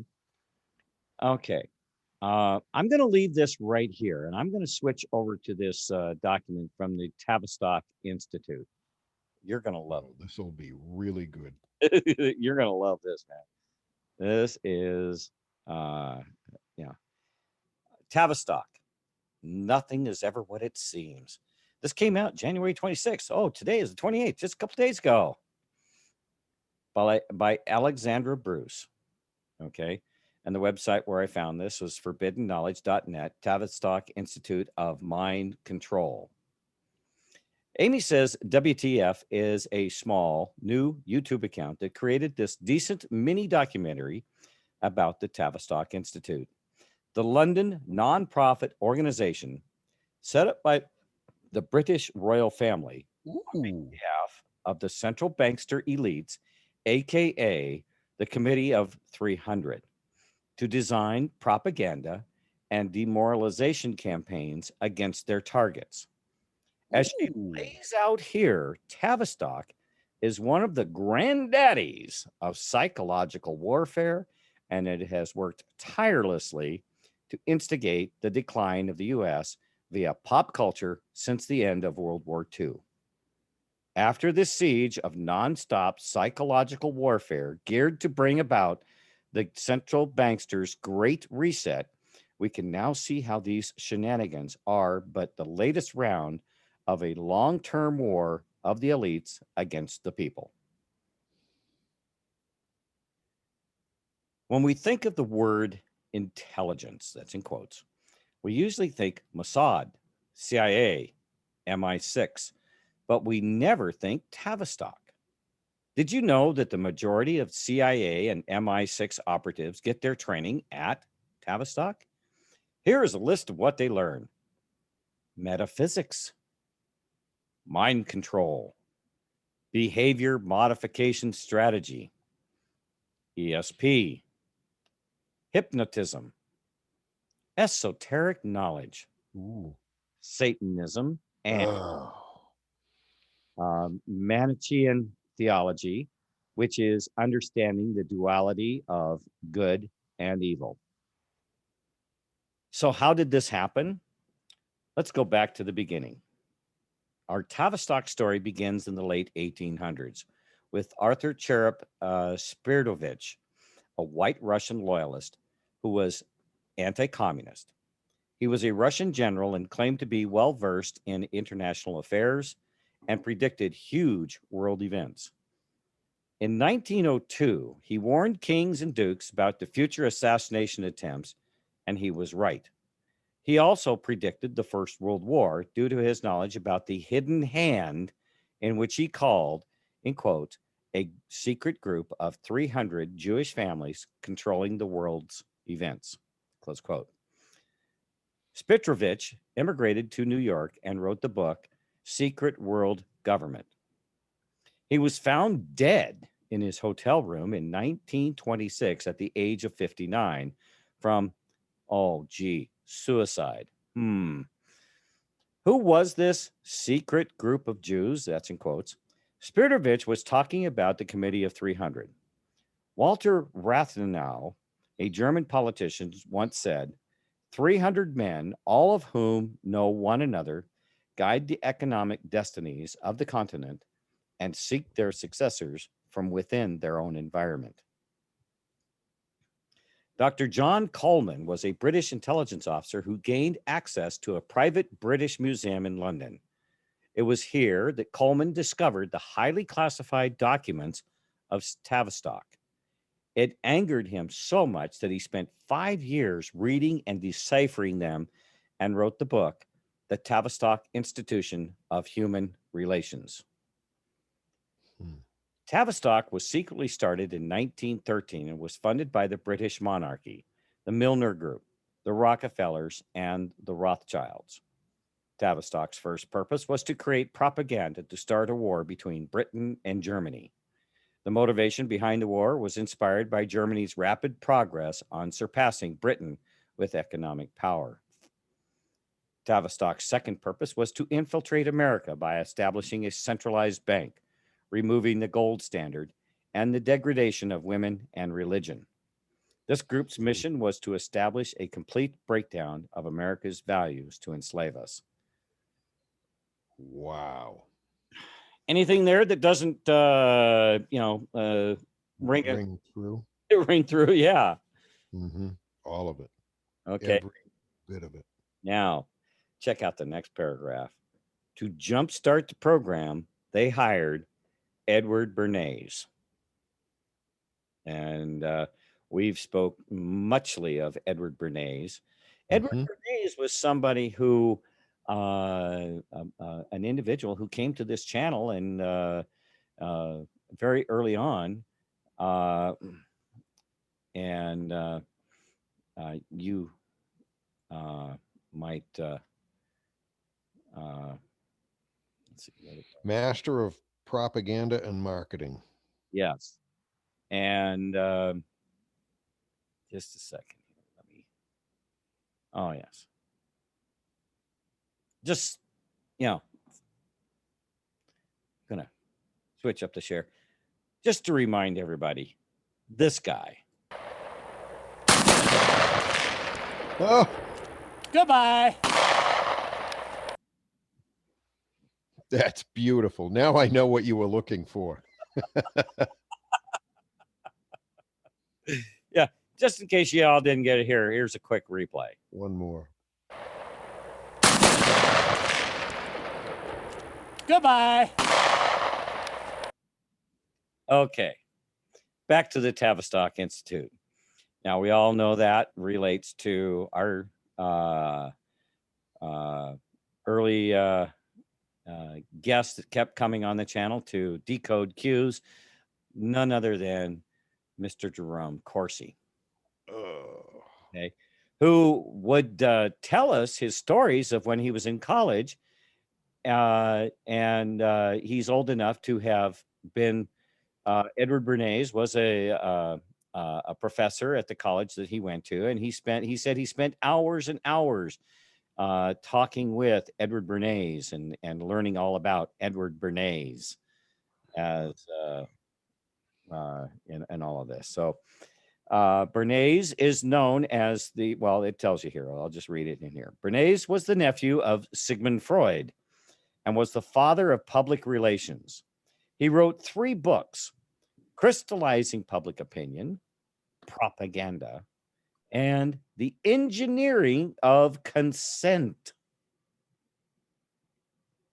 That last one is pretty scary, isn't it? Let's think about that for a second. Engineering consent. So, again, this is a process of manipulation, normalizing people to an idea, getting them to want it, making it, introducing it as something that started out a little unusual, maybe a little bit avant-garde, but it becomes more and more normal day by day. And then getting people to say, well, yeah, that's normal, to make, creating new normals. We've had, we've had a number of new normals pushed at us, and we're rejecting all of them. But they're trying. They've tried to normalize us to mask world eternal. Masks forever. Tried to normalize us to a lot of things. It's just a normal, acceptable thing in politics that it's not honest and it's crooked. No, that's not right. It's not the way it should be, and we won't have it. We will not have that. It's a normal thing for to have a huge margin of error in election vote tabulations. That's just normal. Nope, we're not standing for it. Nope, not going to happen. But many people have bought the normalization. Yeah, they have, unfortunately. Bernays believed people were so irrational, and he believed so strongly in crowd psychology that he could convince masses of people to do almost anything. You want to pick up and read some of this here? I would actually like to. It when you had it up before, it was kind of blurry. It got better. Where would you like me to pick up? We're Tavistock coach. Let's see. At Edward Bernays was a Tavistock coach. Yes. All right. And he was a Tavistock coach and advisor to President Woodrow Wilson. Wilson ran and won the presidency on the promise that he would keep America out of war. But with the infiltration of Bernays, he persuaded Congress to declare war on Germany and started the First World War. On December 23rd, 1913, while all Americans were getting ready to celebrate Christmas, Woodrow Wilson, I would add the word in quietly, signed the Federal Reserve Act, a law that created the Federal Reserve System, the central banking system of the United States. This led to effectively abolishing the gold standard. It was now 1933, and Tavistock's mission was already 50% complete. The Central Bank of America was responsible for the Great Depression and the global financial crisis of 2007. The Federal Reserve violates constitutional law because their policymakers are handpicked by people behind the Federal Reserve, and their meetings are secret, and there is no transparency to what they are doing. In 1932, an outspoken critic of the Fed, Louis T. McFadden, said, "We have in this country one of the most corrupt institutions the world has ever known." Now, that should be marginally disturbing to most of us. I refer to the Federal Reserve Board and Bank. This evil institution has impoverished and ruined the people of the United States through its corrupt practices of the money vultures who control it. After the wars and the establishment of the central bank, America started to see moral decline, little by little, through, through what historians called the new morality, or otherwise known as the birth of liberalism. It was President Ronald Reagan that once said, "If fascism ever came to America, it will come in the name of liberalism." Gosh, he said so many great things. Wow. Really did. I have a big, thick book of Ronald Reagan. It's called it's called A Life in Letters. It's all the letters that he wrote. It's a Oh, great. amazing. I've read some of those. Yeah. Have you? Yeah, and I haven't even read through the whole thing yet, by the way, and I've had it for years. Um, in the 20s, known as the decade of decadence, we saw the emergence of the flapper. Women were now cursing, joking, smoking, drinking, wearing revealing clothing, and the term loose entered into the zeitgeist. This was a cause and effect directly from advertising and Tavistock music, which was pushed from these think tanks. What a twisted web they weave. That's not in the reading. And little behind the scenes stuff. In the 1930s, homosexuality and lesbianism became rampant, not out of any inner or latent desires, but as a means to shock the old establishment during the Great Depression. During the Great Depression, the nation was numb. G.K. Chesterton, a writer and philosopher, said, "The moral, spiritual, racial, economic, cultural bankruptcy we are in today is not some social phenomenon, but rather the outcome of a carefully planned Tavistock program." Okay, next paragraph. The birth of the Massachusetts Institutes of Technology, the National Institute of Mental Health, the Stanford Research Center, and the Wharton School of Economics were founded by Dr. Kurt Lewin, John Rawlings Rees, and Margaret Mead, arguably the best Tavistock social engineers of all time. So, this is MIT, part of the NIH, Stanford, Wharton, founded by people who were Tavistock cum laude graduates, let's say. Okay, I wanna stop in here real quick here and just make a comment, and because I think this little piece in the puzzle needs to be brought out. Where did President Trump get his business degree from? I don't know. Wharton. Wharton. Okay.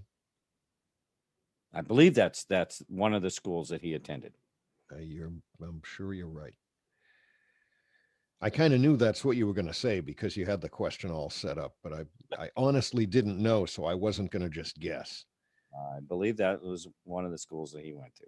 Yep. Well, that is shocking to me. Those are institutions that we know very well. Should raise a serious and appropriate question. Yes. Okay. Are Donald Trump's values somehow influenced by that background from Wharton? No, President Trump did not go to West Point. He did go to a military school. It was in New York somewhere, I think. Yeah, but it was yeah, it was along the lines of what's the one in Virginia? Virginia Military Academy. I don't know the name of it offhand. Yeah, well, I think it's called the Virginia Military Academy, but they're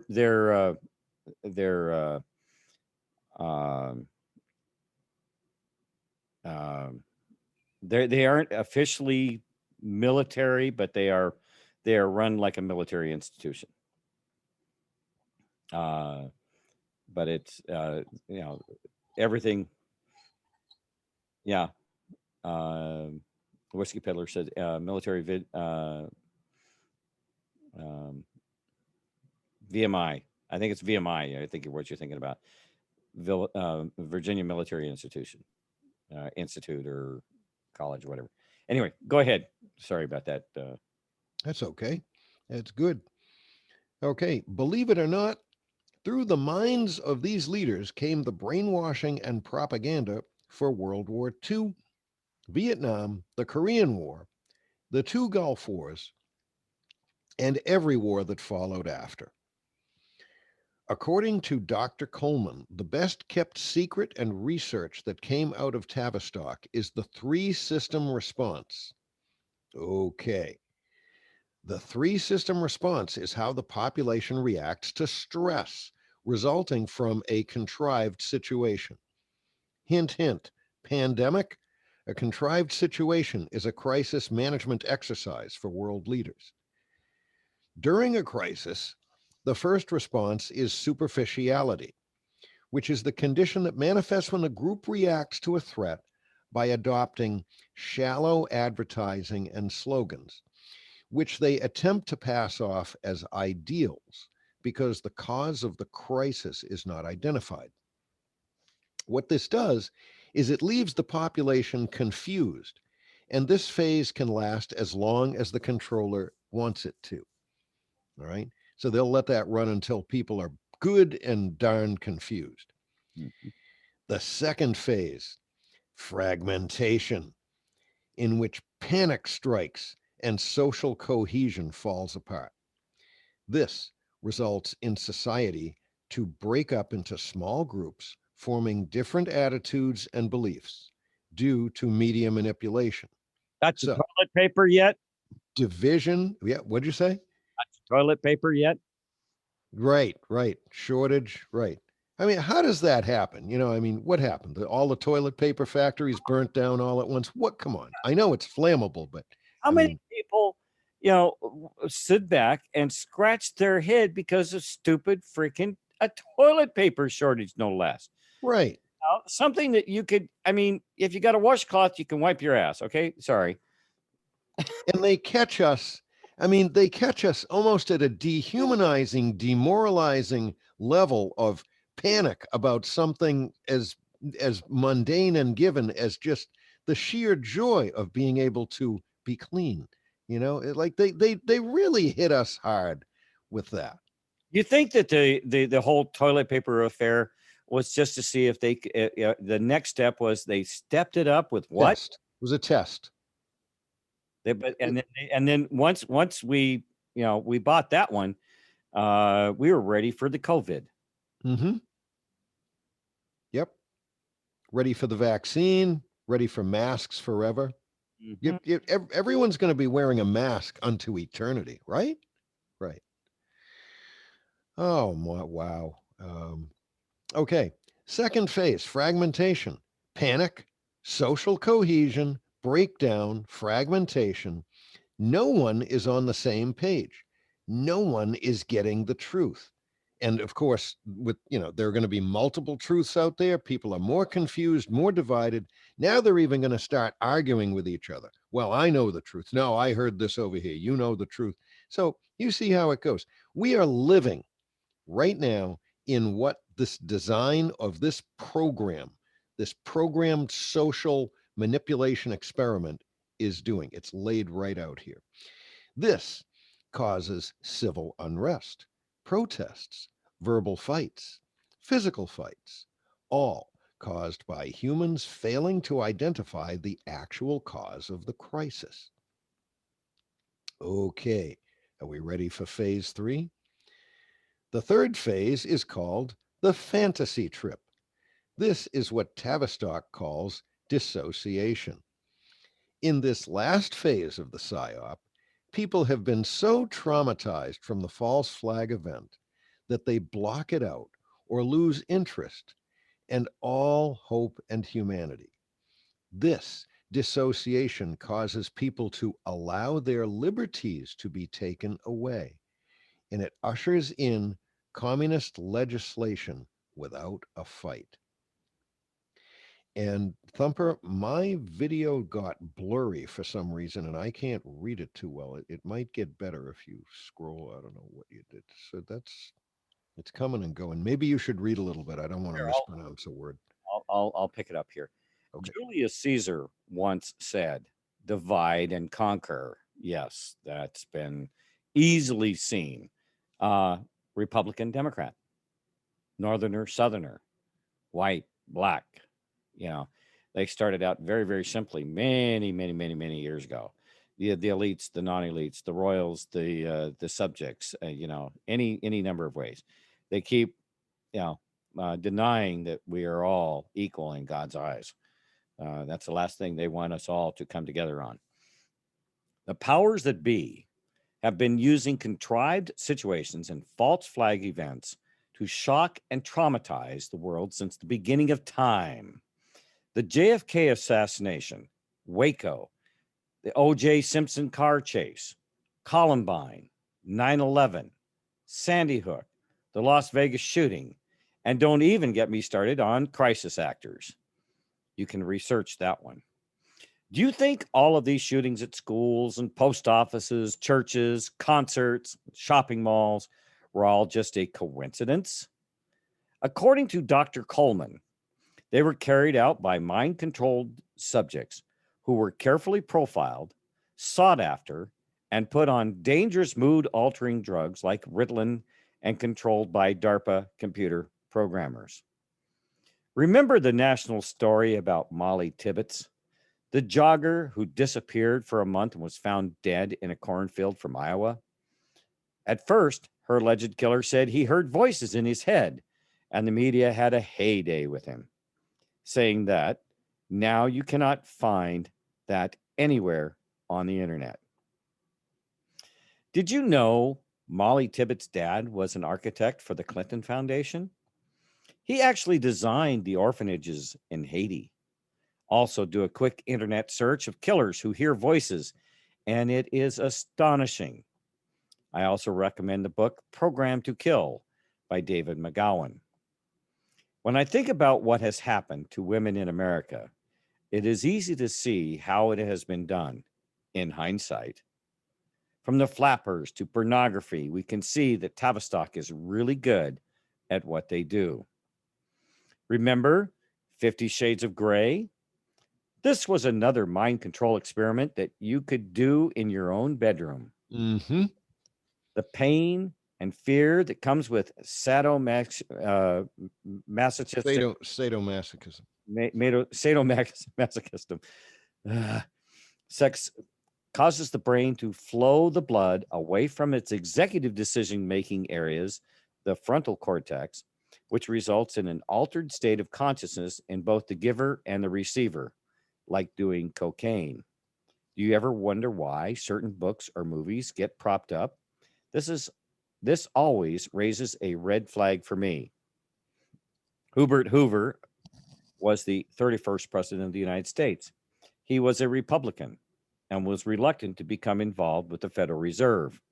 He believed in strengthening American businesses and believed that individual reliance on banks would weaken the economy. There is speculation from Coleman that his reluctance caused the stock market to crash in 1929, which led America into the Great Depression, and as a punishment to him and the American people. Sounds like history definitely repeats itself. Tavistock engineered the Cuban Missile Crisis as an attempt to sell the FEMA program to JFK. It was another rejection by a president, and Kennedy died that same year.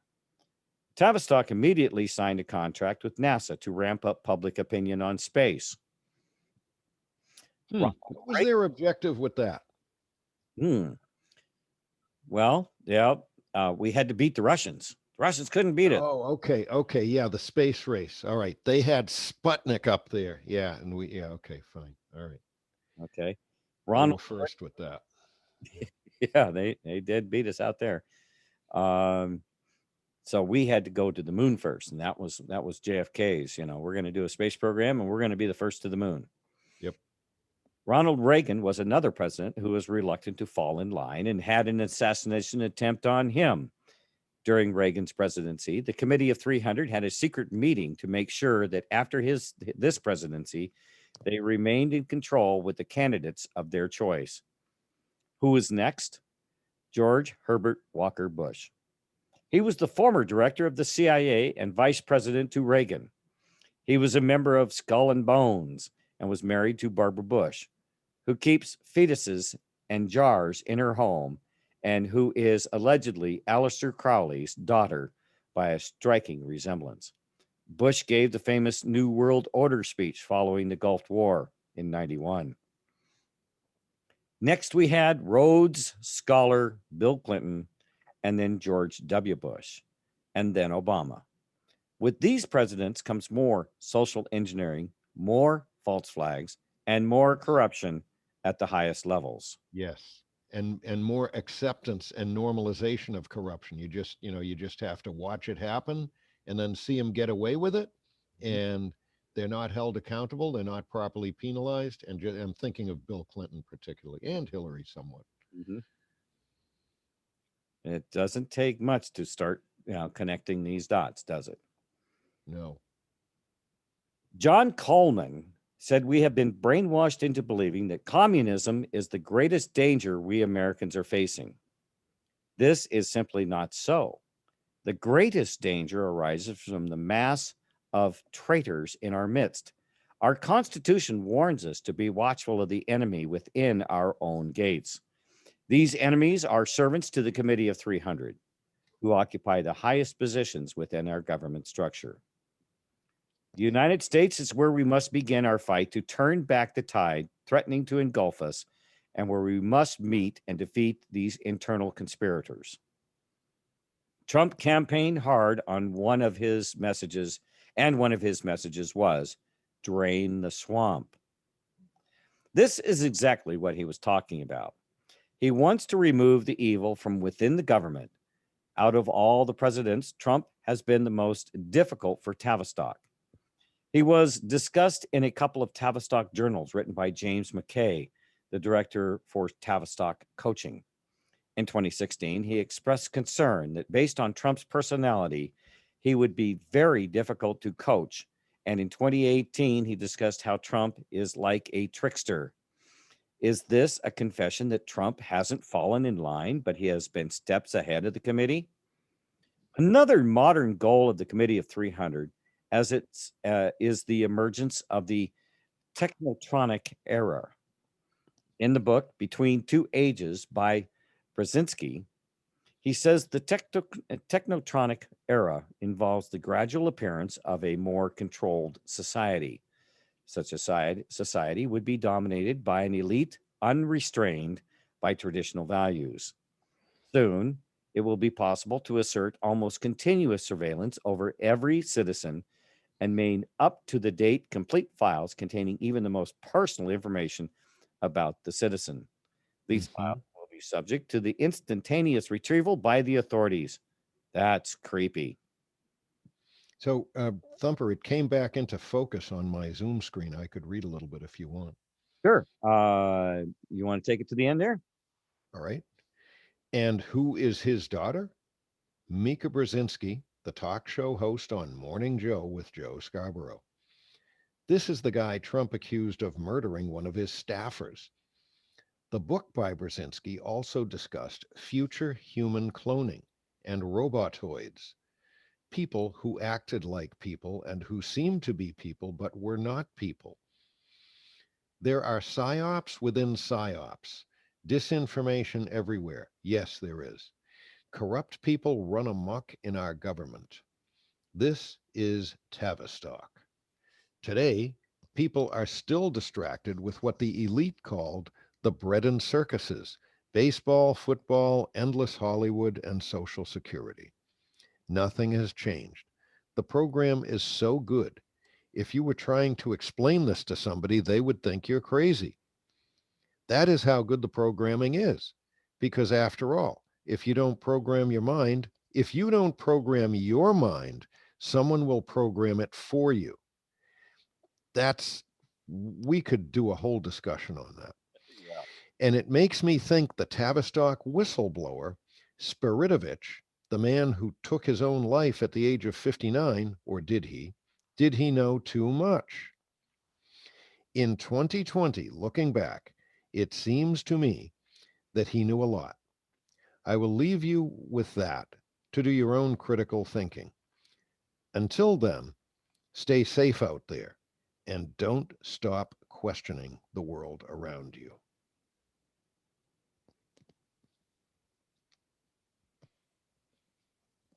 Pretty powerful little article, huh? I just have an uplifting thought. The thought is to embrace truth, seek out truth. You'll know it when you find it because it can't be destroyed. Truth stands on its own. It's usually pretty simple, sometimes elegantly simple. And when you've got a bunch of puzzle pieces on the table, like we've had for a period of years, putting the pieces together, when they start to fit, you know when they fit. Embrace the truth, cling to the truth, spread it around a little bit at a time, and the box of knowledge has been opened for us, and in my opinion, it can't be stopped. Mhm. We need to grow our numbers, and in the end, I think we're going to prevail. I really do. Simplicity is elegance from Galactic Shaman. Yes. Yeah, I agree. Amazing stuff here, that's for sure. Shall we catch a couple more minutes from Russell here? He would be good. Yeah. Yes. Let's go in and I'm interested to see what comes up next, because there's this uncanny thing that seems to happen. All It's seems to kind of it's coalesce. intuition, Thumper. You're connected to the greater conscious intelligence. Most of us are, and we kind of don't know it, but we actually are. All right, here we go. Became knowledgeable, and it got my first judgeship in April of 2001 as a federal judge out of Casper, Wyoming. I became chief judge of the U.S. Supreme Court on October 1st, 2004, where the U.S. Supreme Court police joined with my contract. We got it logged in at the clerk's office, and I became chief judge of the United States. The importance of relevance of this is, at a later date that year, I ended up conducting a court-martialing, and because I was chief judge, I could move into a position as commander-in-chief for the martial law because I already had my credentialing, not only as Postmaster General with my filing in 1999, but my filing in 2000 with the post office, but also my filing with the U.S. Supreme Court as Chief Judge. This gave me the credentials, and this is why they had to allow the court-martial to happen, and it happened every 45 days in Washington, D.C. at the mall. The value of the flag, the Title IV flag, is if you comprehend and study the law of the flag. Those who know this, I am the bearer and ship owner of that flag. So the federal contractors have to come through me in order to move their cargo or their concepts from country to country, port to port, and there are specific terms built within the quantum banking system that put in the tariffs and the policies and the taxation for fee for freight for the federal contractors to join that flag. As the Postmaster General, I tied in through the law of the flag the capacity to allow tariffs, fees, and freights for cargoes to be used for federal contractors. Simultaneously, I also blocked former contractors of the flags capacity to negotiate contract from one country or one person or one entity to another. So what this meant is that the collecting taxes by the federal contractors and the federal post office, they were trespassing and stealing my rights and my jurisdiction to trick the businessmen of the world, to trick the business corporations of the world to think that they had a position to create customs policies and tariffs to move cargo from point A to point B, as well as negotiate treaty from one country to another. This was a ruse upon the American corporations, business corporations, as well as the world business corporations and the American businessmen and the world businessmen of the world.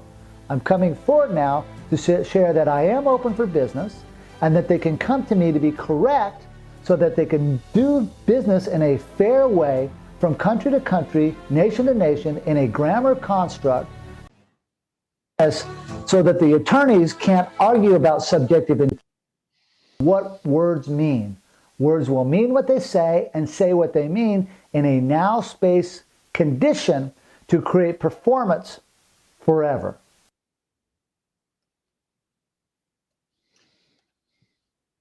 Care to comment on that last bit there? Boy, could say a lot.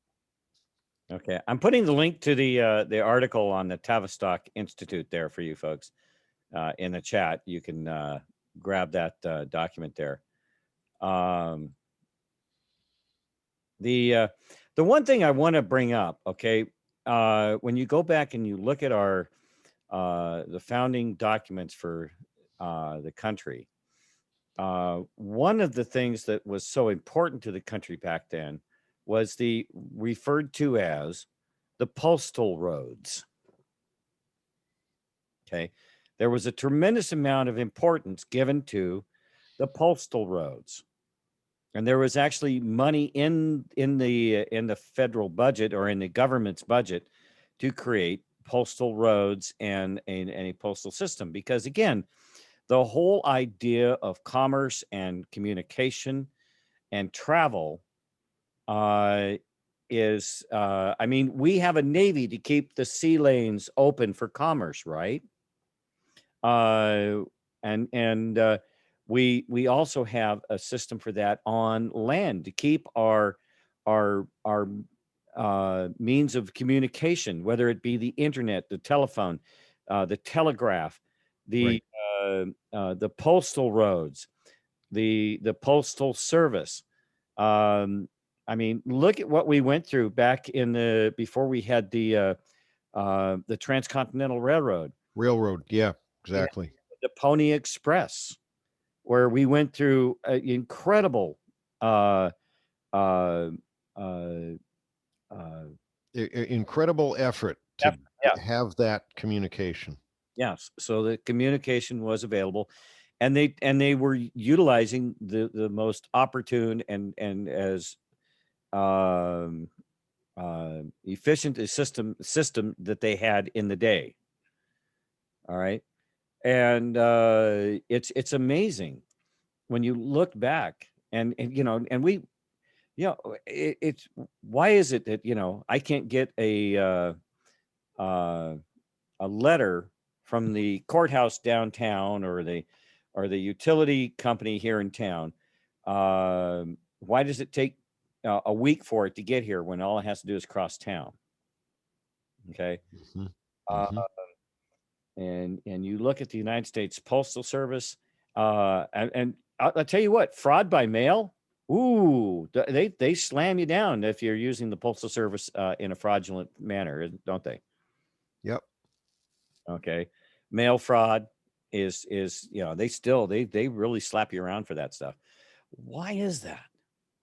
And how often could we actually could we use that against some of these NGOs, non-governmental organizations that are registered as subsidiary corporations of a master corporation, when they use fraud, use the mail to conduct their fraudulent activities? Could we actually hold the IRS accountable for using the postal system to conduct a massive fraud? Hmm. Makes the guy think, huh? Hmm. That would be a lofty offense, wouldn't it? Mm-hmm. What about using the postal system to conduct election fraud? I was wondering how long you were going to wait before you mentioned that one. Yeah.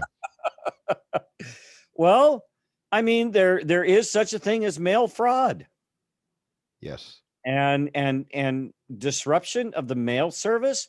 What the heck did we have in this And whole election?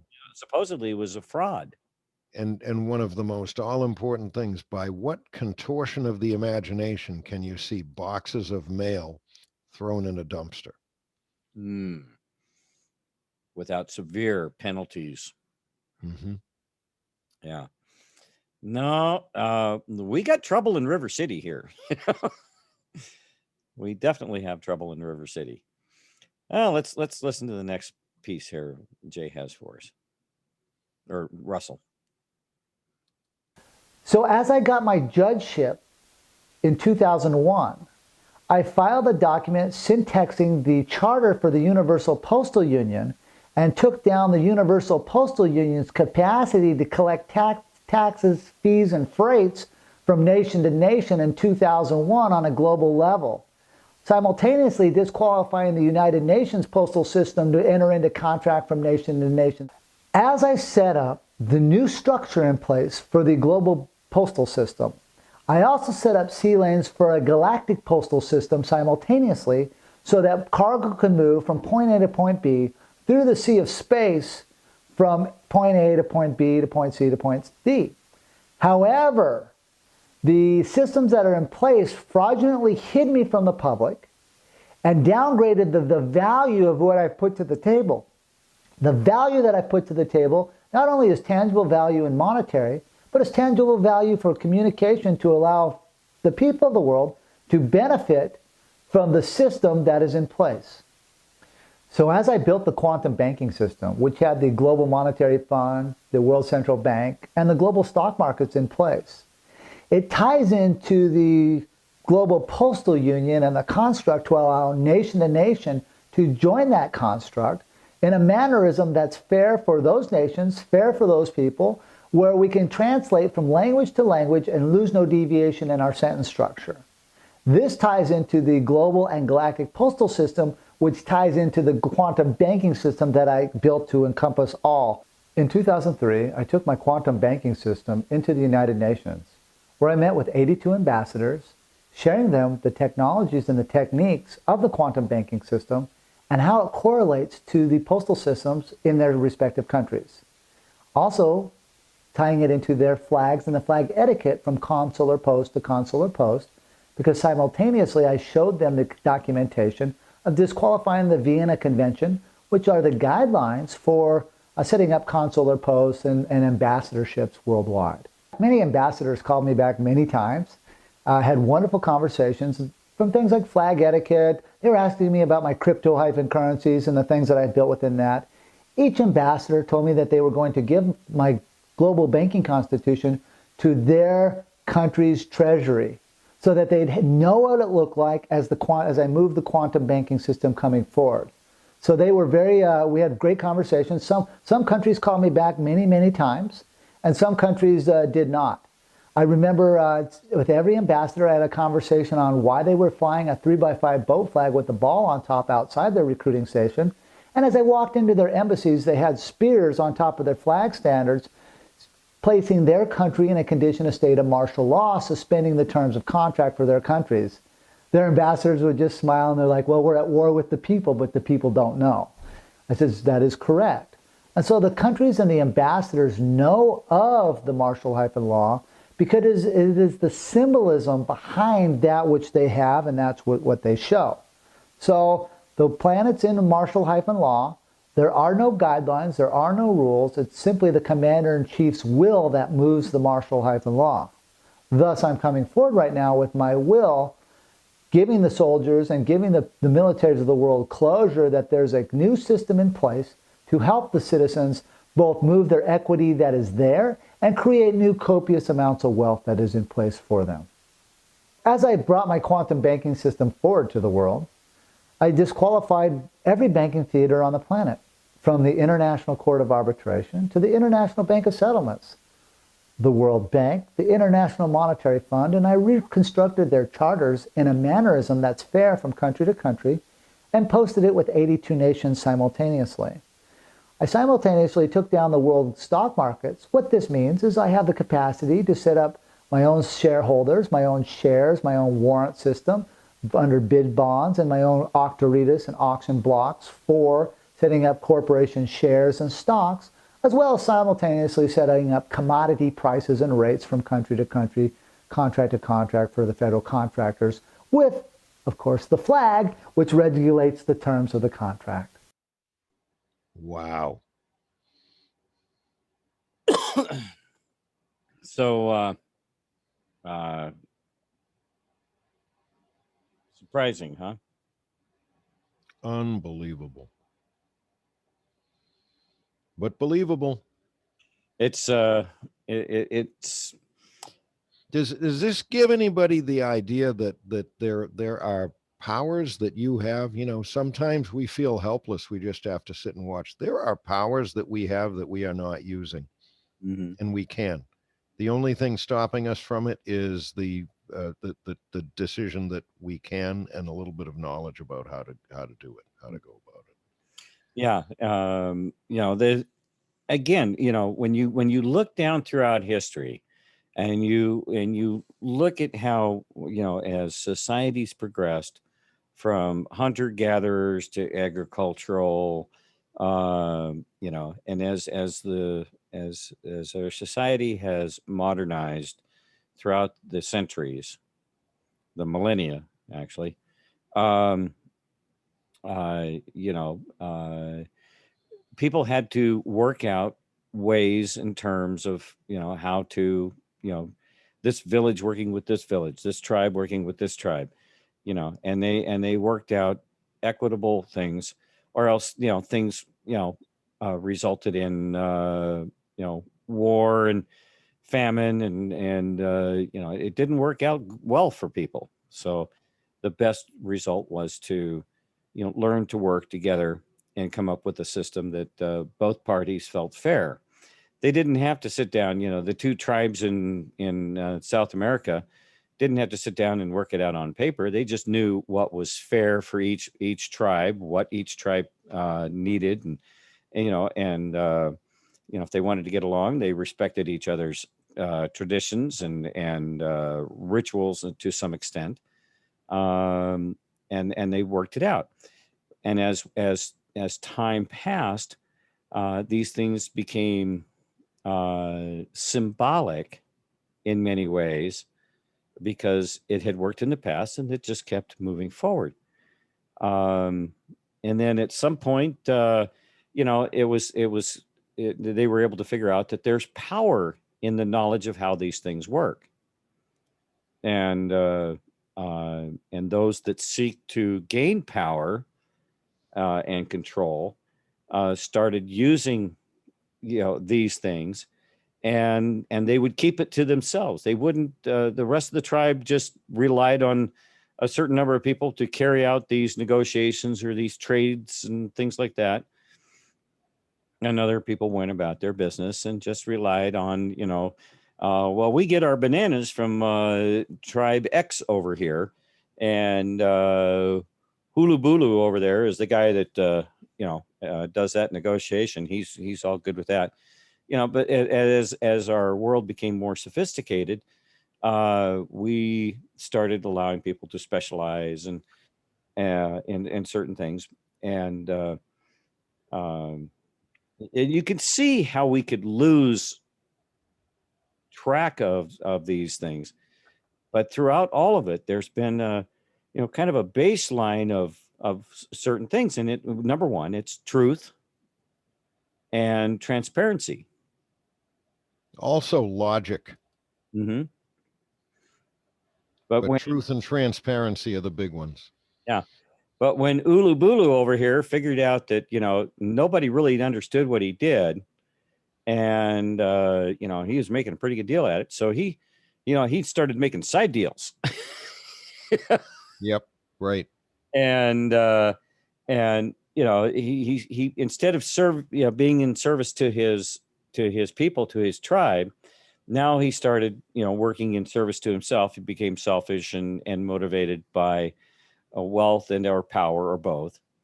And so it really boils down to the individual. It boils down to each one of us, no matter whether or not we're in the light of day or in the shadow of the roof of our own houses, in the privacy of our own houses.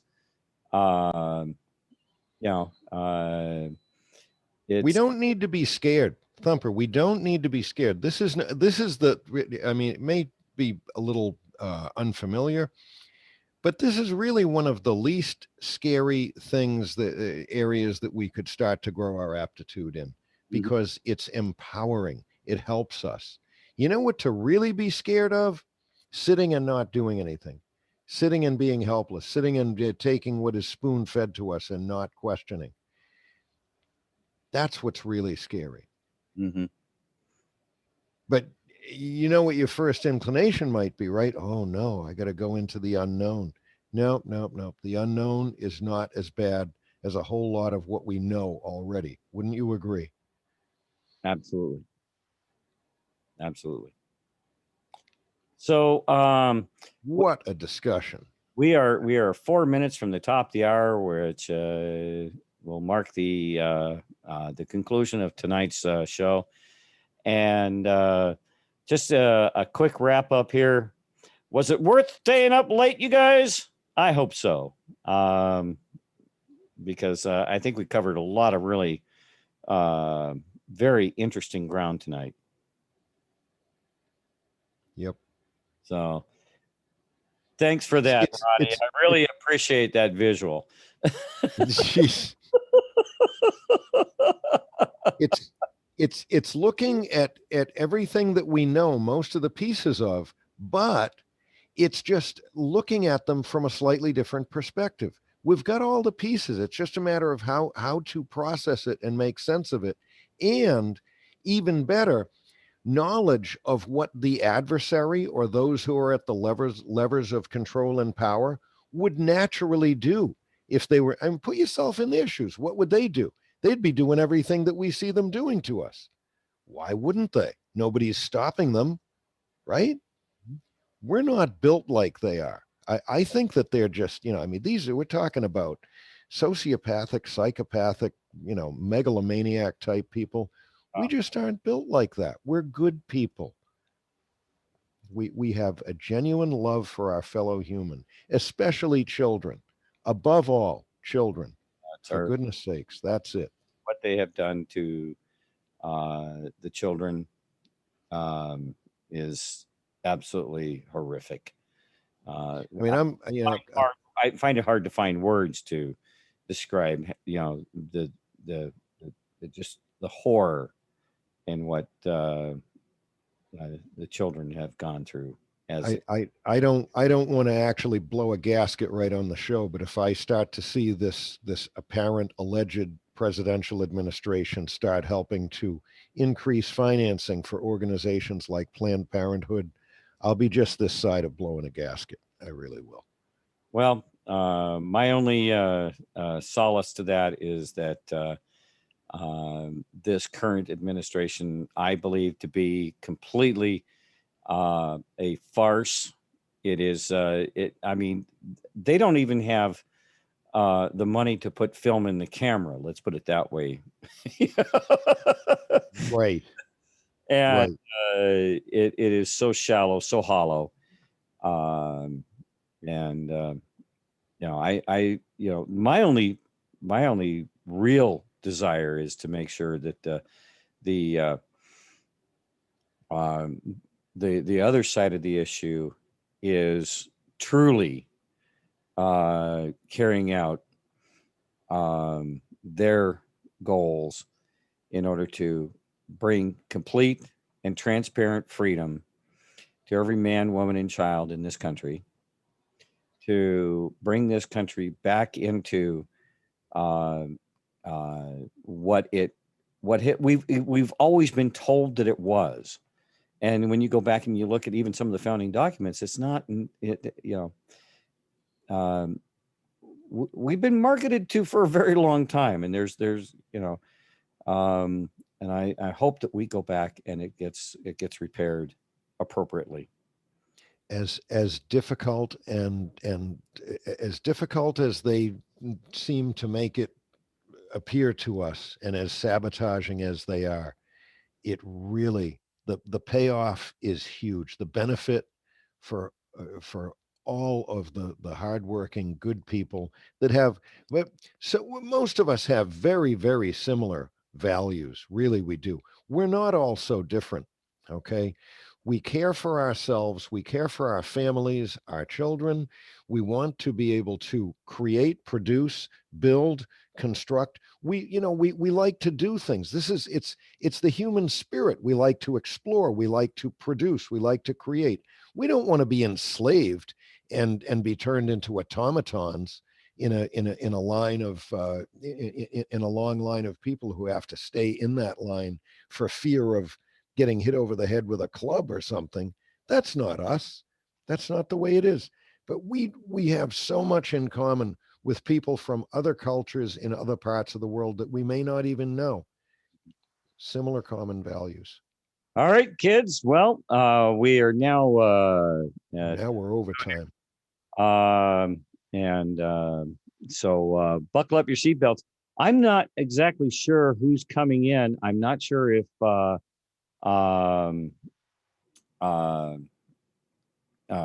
Rooster's going to be here because he's in a class or something like that.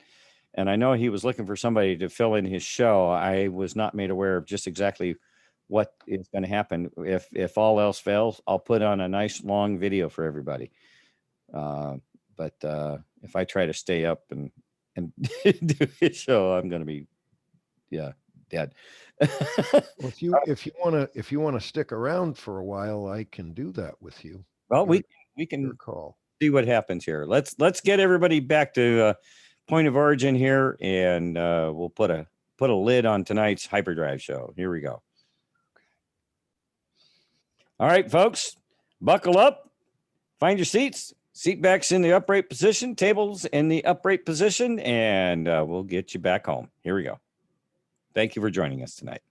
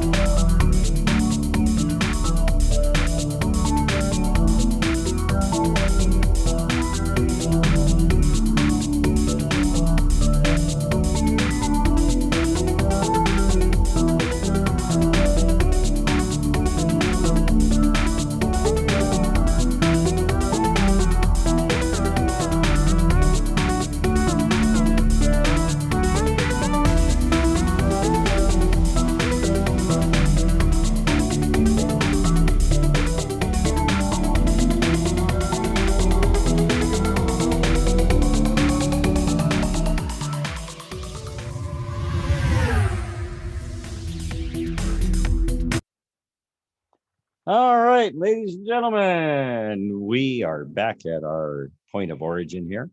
Thank you for taking the journey with us tonight. Hope you enjoyed it. Please take all your belongings with you. Anything left behind will be sold at Indigo's house in a yard sale this coming summer, in spite of the weather. All right. All right. Well, yeah, it looks like I'm not sure if there's anybody that's planning on coming in to pick up the